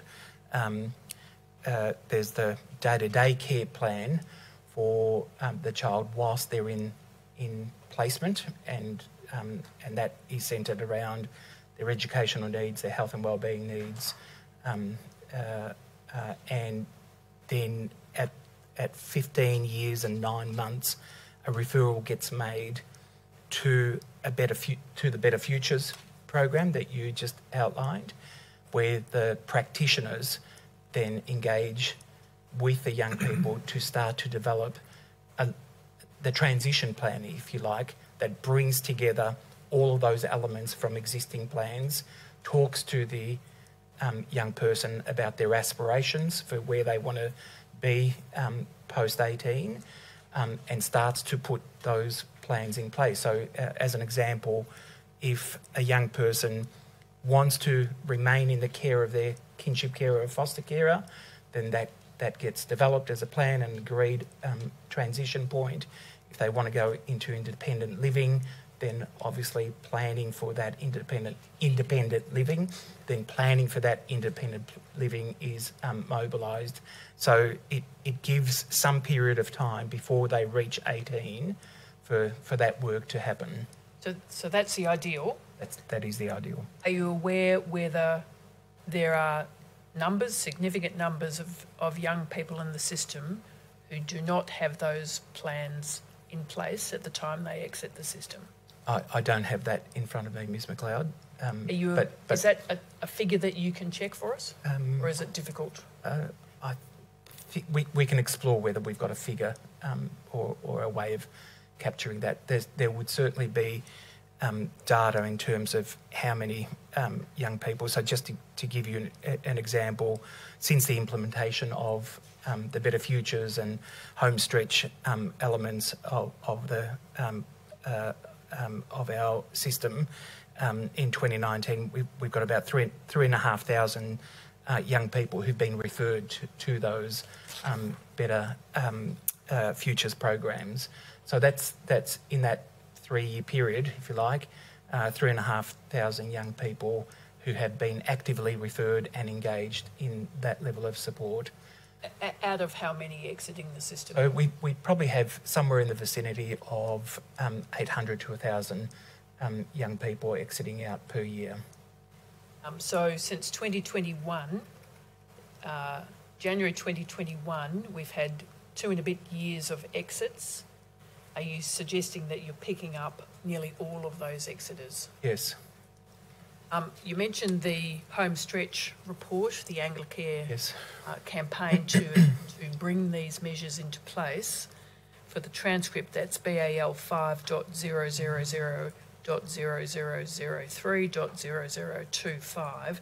That was a campaign led by Anglicare and others, which identified major gains in exiting state care and services to lifting the age from 18 to 21, and included a report by the Victorian Parliamentary Budget Office which looked at the costs. Anglicare in the home stretch report estimated the savings over 40 years for a cohort of care leavers by providing them with these better homes supports would be in the sum of around $67 million. And the Victorian Parliamentary Budget Office analysed the costs of the extension and found that every additional dollar spent would result in a return of $1, around $1.50. So clearly an investment that was considered worthwhile in terms of the outcomes. Yes. In terms of the cohort who have higher needs or special needs, and I've identified some of those, is there an ability to extend care to 25 for them?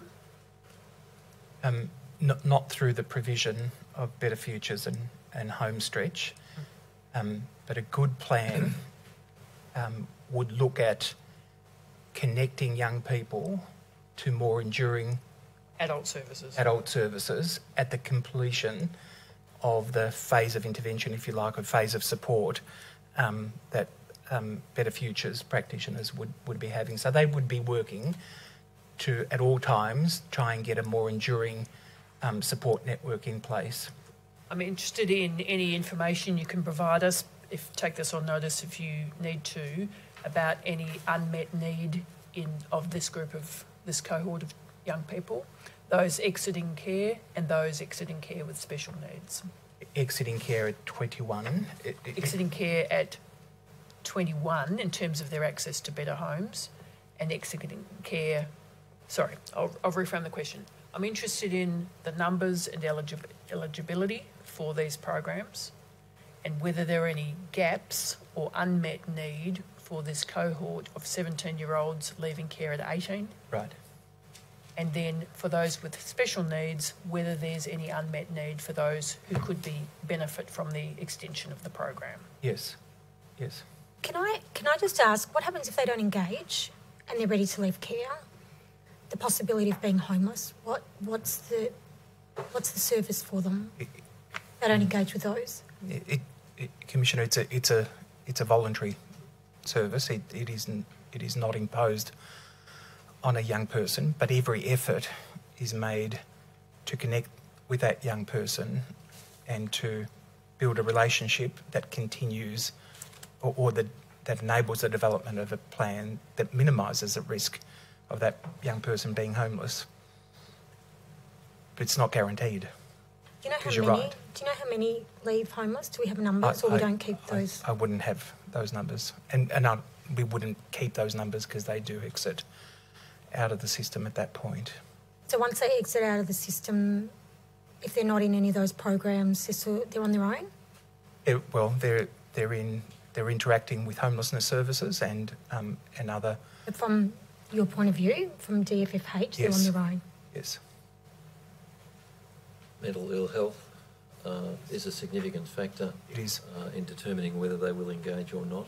Absolutely. And there is prevalence of this among Aboriginal young people. And the acknowledged breakdown of the mental health system exposed by the Royal Commission meant that it was very difficult for anybody, including Aboriginal young people, to access the mental health services that they need. Yes.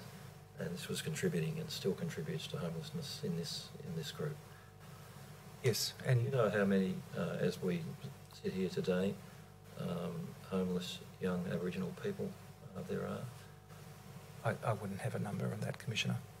But clearly your points about the mental health system and its critical importance to First People is fundamental, and is, as you say quite correctly, the examination of the Royal Commission and the subsequent implementation of recommendations will go a fair way to improving the functioning and the accessibility of that system for many of our service users and consumers of both statutory and non-statutory services across the children and family system. But you know it's an issue. You know it's an issue now. You don't have to wait for a Royal Commission like us to be able to provide recommendations. The work should be already being undertaken. You've already acknowledged that it is an issue. So you shouldn't have to wait for us to do that. I'm sorry, but I had to make that comment. Yep. I wanted to move to another topic. So yes. Comment. I'm sorry, did I interrupt you? No. This is a comment, not a question, but I want to observe that the lack of access to mental health services and its combination with the prevalence of homelessness within Aboriginal young people is a really serious human rights breakdown in the system, of which we should be deeply ashamed as a community.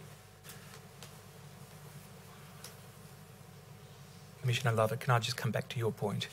You're absolutely right.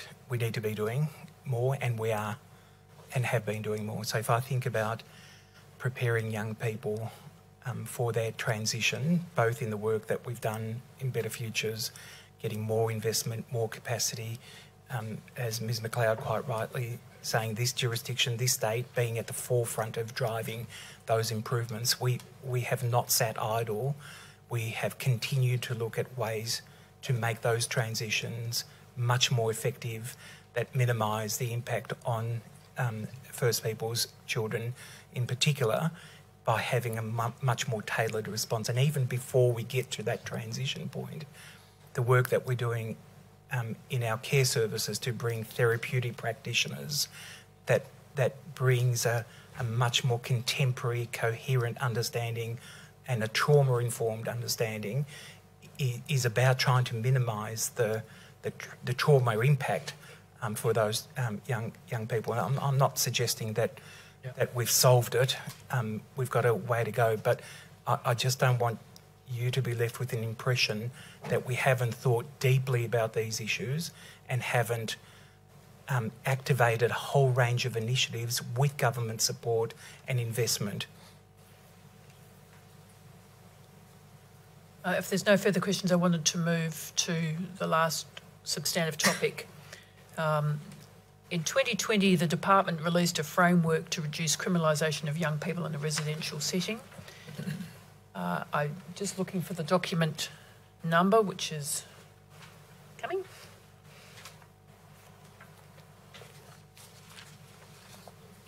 The framework is DJCS.0003.0001.6750. You've signed that framework, you're familiar with it? I am. And recently, in January of this year, an action plan has been produced, DFFH.0006.0001.0001. There's some discussion in your statement about this at paragraph 473 to 487, and in terms of monitoring at paragraph 817 to 821. So just in summary, those documents reflect a shared commitment of various departments, your department, the Department of Health and Justice, police, residential service providers and frontline service providers, to reduce unnecessary and inappropriate contact of young persons in residential care with police arising from behaviours that manifest from childhood trauma and involvement with the criminal justice system. That's right. Yep.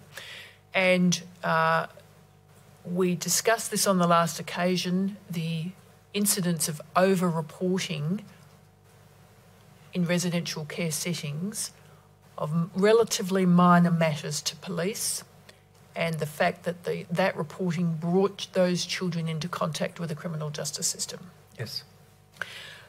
So I just wanted to ask you about that 18-month action plan and ask you what progress has been made between 2020 and today.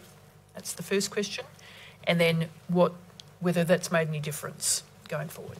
Yes, thank you. Yes, so the action plan has been endorsed formally this year, in March. Whilst we say the action plan has now has formal endorsement, again, actions have been progressively been implemented through the last period of time. And some of those actions that if you've got it in front of you, you will see there are about 35 targeted actions across 5 key focus areas. Those actions essentially take to each of the participant members of the framework to implement. There are a number of those that have already been implemented to date. Decision-making frameworks, the local partnership arrangements between Victoria Police and community service organisations or providers of residential care services, the additional investment in more therapeutic residential care, the diversification of our residential care service model to be delivering not just standard four-bed residential care services that we talked about a couple of weeks ago, but to have smaller ratios of children coming together in 2 and 3 bed configuration. Though these are all part of the action plan. These are some elements of the action plan that have already been put in train and are being implemented and have been implemented. There are numbers of other actions that are in progress and need further engagement to progress those actions, and or might require some further investment as well. One of the program or the action plan contemplates working closely with the Children's Court Youth Diversion Service. Yes. And Youth Justice Group Conferencing Program. Yes. One of the things that is in progress there is the review and update of the practice guidelines for the Children's Court Youth Diversion Service and Group Conferencing Program. How advanced are you with that work at the moment? This is item 6.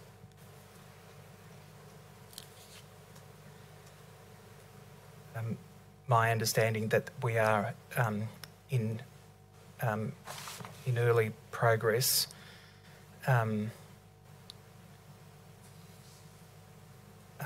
Anticipated that we will have that finalised by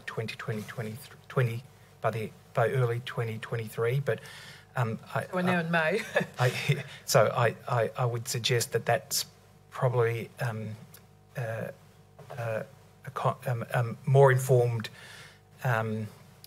progress update would be provided from the Department of Justice and Community Safety. I just don't have that in front of me at the moment in terms of whether we've met that milestone yet.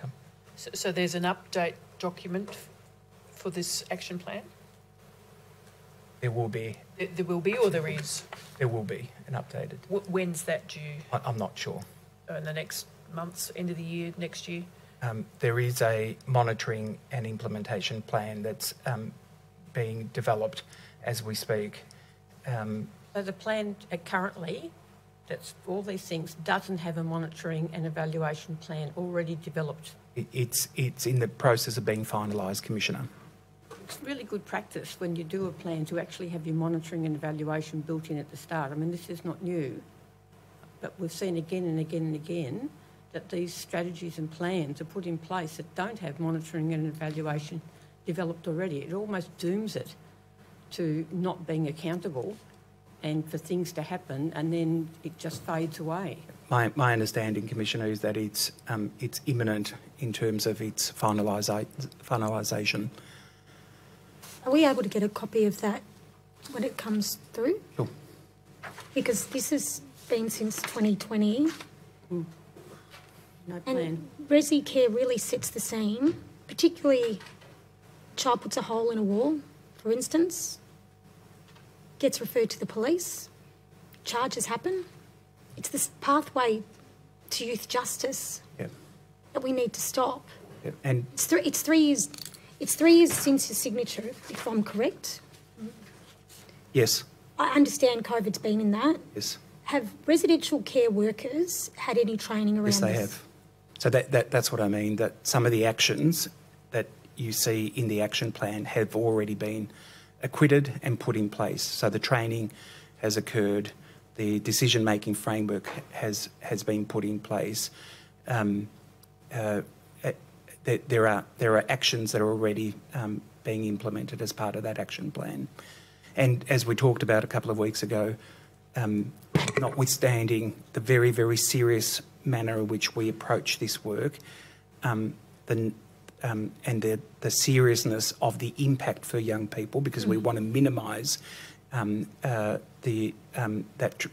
intrusion into the criminal justice system. We have only 31 young people across our system at the moment that are intersecting with a youth justice program. So how many of them would be in residential care? the majority of them would I haven't got the specific breakdown, The Commissioner. majority would be. The So majority wouldn't this be an urgent action? It is absolutely urgent action. It's why we've put many of these actions in place already.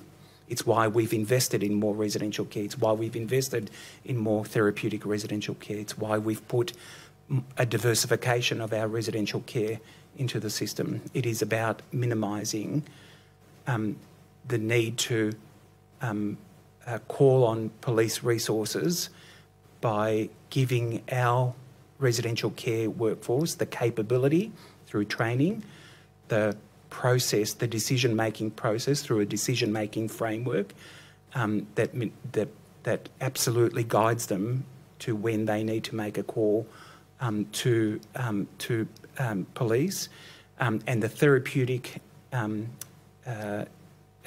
intervention and guidance that we've built within our therapeutic residential care services. All of those efforts are what's driving those numbers down, and we'll see further traction, if you like, continued traction in the way that we have seen over the last few years to minimise the number of children that are intersecting with the criminal justice system. Can we keep updated on this report and its evaluations as they come out? Can you provide a copy of the monitoring and evaluation plan when it is actually developed? Yes, we can. This project really concerns me because we know it is that gateway, and absolutely, and it's just crucial. I just find it amazing we waited to 2020 to sign off on this or to even think about this, and it's another load for the residential care workers as well. It's another load for the residential care, and it's hard. I get it. I get it's hard. I think there's a. I don't think. I know there is a genuine commitment to drive hard on this very issue, because we all collectively understand everything we can do to minimise that interaction with the criminal justice system by diverting and or by having therapeutic trauma-informed approaches means that we lessen that trajectory to a criminal justice system as far as possible, if at all, completely. I'm not proud of the fact that we've even got 31 children that are joint clients of both youth justice and child protection, but the number has come down, and I know through these targeted actions will continue to come down. And when you think about 2,600 children across the system, and 100 of those being in residential care. That is the scope of children that we're talking about. What Aboriginal expertise have you got on the developing the monitoring and evaluation framework? Yeah, so the Victorian Aboriginal Childcare Agency signatory. is a signatory of both this framework and the implementation monitoring framework as well. And we bring that cultural dimension into the process and the monitoring approach. Your expectation is that the numbers of interactions with police of children in residential care will come down as this framework's implemented? Yes. We heard evidence from the Attorney-General in the context of a discussion about raising the age of criminal responsibility that the number of interactions with police was a relevant consideration in deciding to delay raising the age to 14 to 2027 and with the raising of the age to 12 to later this year. So you expect that this framework will drive those numbers down with a positive benefit right through the system? Yes, I do. We heard from the Chief Commissioner of Police that numbers was one of the concern, numbers, seriousness, one of the things that were a concern of police in terms of numbers of reports or numbers of interactions with young people was of concern to the Chief Commissioner in terms of their opposition to raising the age. You expect this program to impact those numbers likewise, don't you? Yes, I do. Unless there are any further questions, there's a few things to follow up. Chair, I suggest that when those things come in, we just tender them out of the hearing and they will be allocated appropriate numbers. At the moment, I seek to tender the VGSO's letters, responses that have been provided. The numbers are BAL 5 1000.0003.001 and the further follow-up. Thank you. Which number I keep misplacing. So I will add those to the tender list and tender them today. Is there anything arising from commissioners from the follow-up letters or any other general matters arising for Mr Argiri? I understand he wants to say something in closing as well, so are there any further questions? Yeah, you established a new division in the department. Can you just explain broadly to us and people listening in what that is? Yes, we've established a new specific division for Aboriginal self-determination and outcomes. It is a division that brings together a number of functions that previously sat across a number of different other divisions. We made that decision because we wanted to elevate the prominence and the work that we have to do to drive a much more, significantly more self-determined agenda with our First Peoples and for our First Peoples. And that division now brings all of the functions, both at the strategic level and at the operational interface level, with a designated First Peoples Deputy Secretary, a number of executive positions across that division. So it gives us a unique opportunity, I think, Commissioner, to really drive both our cultural proficiency internally and to embed that more deeply across the department, but also to strategically think about the future of our service system design across the social care environment that enables us to drive a much more self-determined agenda in terms of that service delivery provision across all our portfolio responsibilities.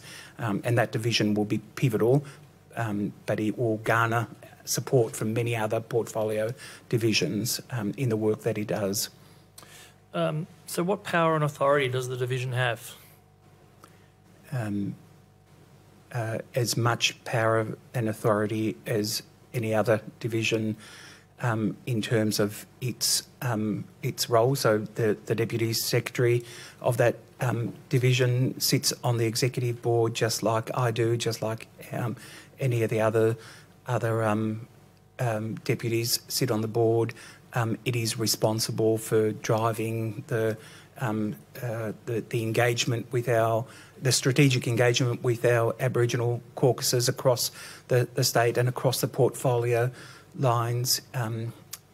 It will have accountabilities and does have accountabilities for leading the work in terms of our Aboriginal self-determination agenda and the outcomes that we're deriving, that we're wanting to derive. So it will have that authority and will bring that cultural authority across the organisation and deepen that cultural authority across the organisation. Initially, there was I think it was innovation, policy, legislative sort of reform arm of that area, the division. Is that still a primary function of that division? It is one function of the division that, alongside policy, strategy, and operational interface in the way it connects deeply into the communities and the areas across our 17 areas. And what supports has the department put in place? Because it's a big responsibility for that area. It is. Driving overall self-determination and accountability across the department. So we're talking about load on our people. What supports are put in place to support that division? Yeah, you're absolutely right. It is a big responsibility. It has huge load on both the executive cohort in that division, but beyond and broader. I know from the executive board perspective, we are both embracing and supporting that division holistically and through targeted initiatives, but working closely with the Deputy Secretary, supporting her in her aspiration. This is a collective effort. It is not, again, it's not a set and forget. You know, we create an Aboriginal division and then we just move away. It needs to be embedded in the fabric of this department, and their success is our collective success in terms of how we are able to bring better outcomes for our First Peoples across the state.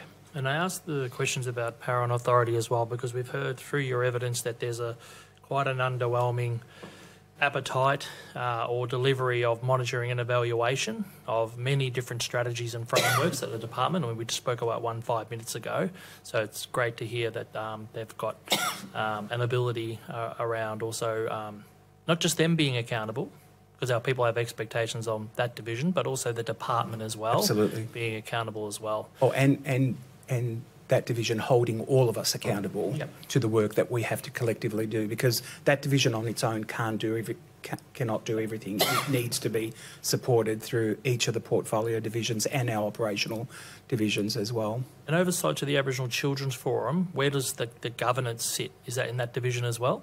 No, the governance at the moment is a shared governance model between Aboriginal Children's Forum Caucus and the Children and Families Division, who take the lead responsibility to work with Caucus to formulate the agenda for the Aboriginal and Children Forum and the monitoring and valuation activities that are undertaken through following up on actions and so forth from each meeting. That's right. Yeah. But the Aboriginal Self-Determination Division is pivotal and will be there in support of the work that we are all collectively doing in that space, just like they are in the family violence and in the housing and homelessness space as well.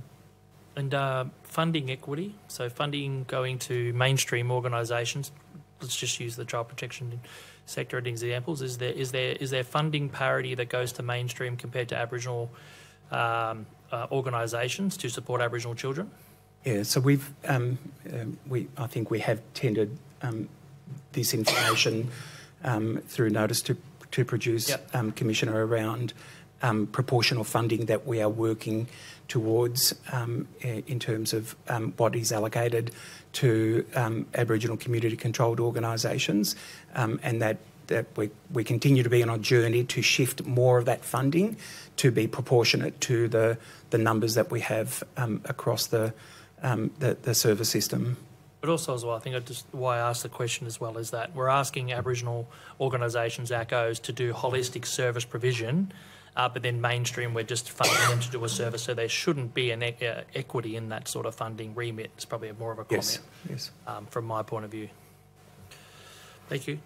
I'm going to invite Commissioners, whether they have any final remarks, Mr Alisandratos, whether you do as well, but for the transcript, and I note the letter of the Victorian Government Solicitor's Office of the 10th of May 2023 providing responsive answers is BAL.1000.0004.0074, and the data produced to Yoorrook by the Department of Notifications annually for the First Peoples Children, the 11,249 in 21-22 is DFFH.0002.0003.0006. Make those orders and terms sorted. The documents will be allocated the next exhibit numbers. Thank you. Thank you, Chair. So subject to any closing remarks, that's the evidence of this witness. Yeah, I'd just like to add, it's extremely distressing for our community to talk about unborn notifications. Extremely distressing, and one is way too many. And as a mother, it's added trauma on an unborn child and her mother for these notifications to happen, and find out once you've had this baby, or to have someone in the room to take your baby, that is still happening in 2023 is not good enough. That not only affects that child, it affects that whole family. And dare I say it, another stolen generation. Don't even allow a bond to happen. I can't even imagine not having a bond with my child. This has to stop. There has to be better ways. There are better ways. Listen to our community. The state is the parent at this point, and is a very, very bad parent. And if we did some of what you did, you would be removing our children for exactly what you do. This needs to stop. This needs to be monitored and evaluated. It needs to be accounted for. We can't afford to lose any more children in our community to the system. We didn't even get to suicide rates because it's added when children go into out-of-home care. 7 times, I think. It might even be more now. We need to, every single statistic we talk about is a child. And we forget that because we want to talk about numbers and funding and self-determination. It's a child that deserves a chance to grow up healthy, happy, strong, connected, knowing who they are in themselves. And it's just so disappointing to have to sit here in 2023, since the Bringing Them Home report, with the same issues. It breaks my heart. Absolutely breaks my heart. These kids need to know who they are, and this needs to stop. And we need to get these recommendations through. Let's not leave this sitting on the shelf again. I don't want to see the numbers go up anymore, at all. It's really heartbreaking. Thank you. Thank you, Commissioner Hunter. Thank you. Alisandratos, is there something you want to say in closing to the Commissioners and to the community who are listening? Thank you, Ms McLeod, and thank you, Commissioners. I just want to take the opportunity to deeply thank each and every one of you for the work that you are doing and for the time that you have spent listening deeply to people's experiences, which I know has been very, very challenging, very difficult and heart-wrenching at times. And I can hear that in each of your voices when you recount those stories. I want to say on behalf of the Department of Families, Fairness and Housing, we each and every one of us in the department take this work very, very seriously. We deeply care about the work that we've been doing to improve the outcomes. And whilst we recognise that we are far from where we need to be, that will not stop us from driving harder, faster, and doing anything we need to be doing that improves the outcomes for every First Peoples child and family across this state. I said before, we are in a unique position at the moment.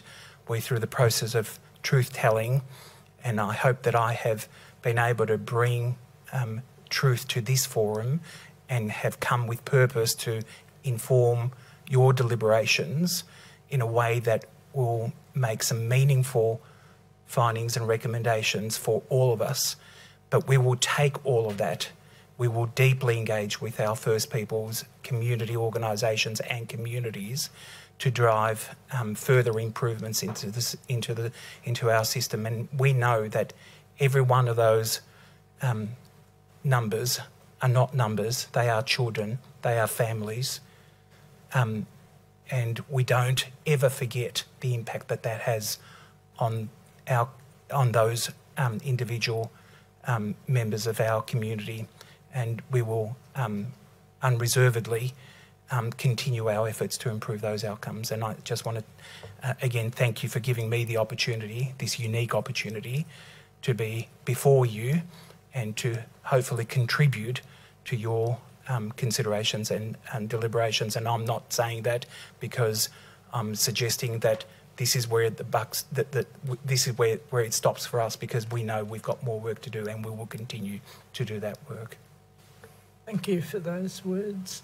I do know that our people will be watching through this process and this exposure to them all. They will be watching. So thank you. That concludes today's hearing. Tomorrow, Commissioners, we plan to resume with Commissioner Singh in the morning and then Minister Blandthorne through the day. The times will be confirmed today, and that is the conclusion of today's hearing. Thank you, Council. So we will be adjourning until a time to be specified for tomorrow morning's start. Thank you. Commissioners adjourned.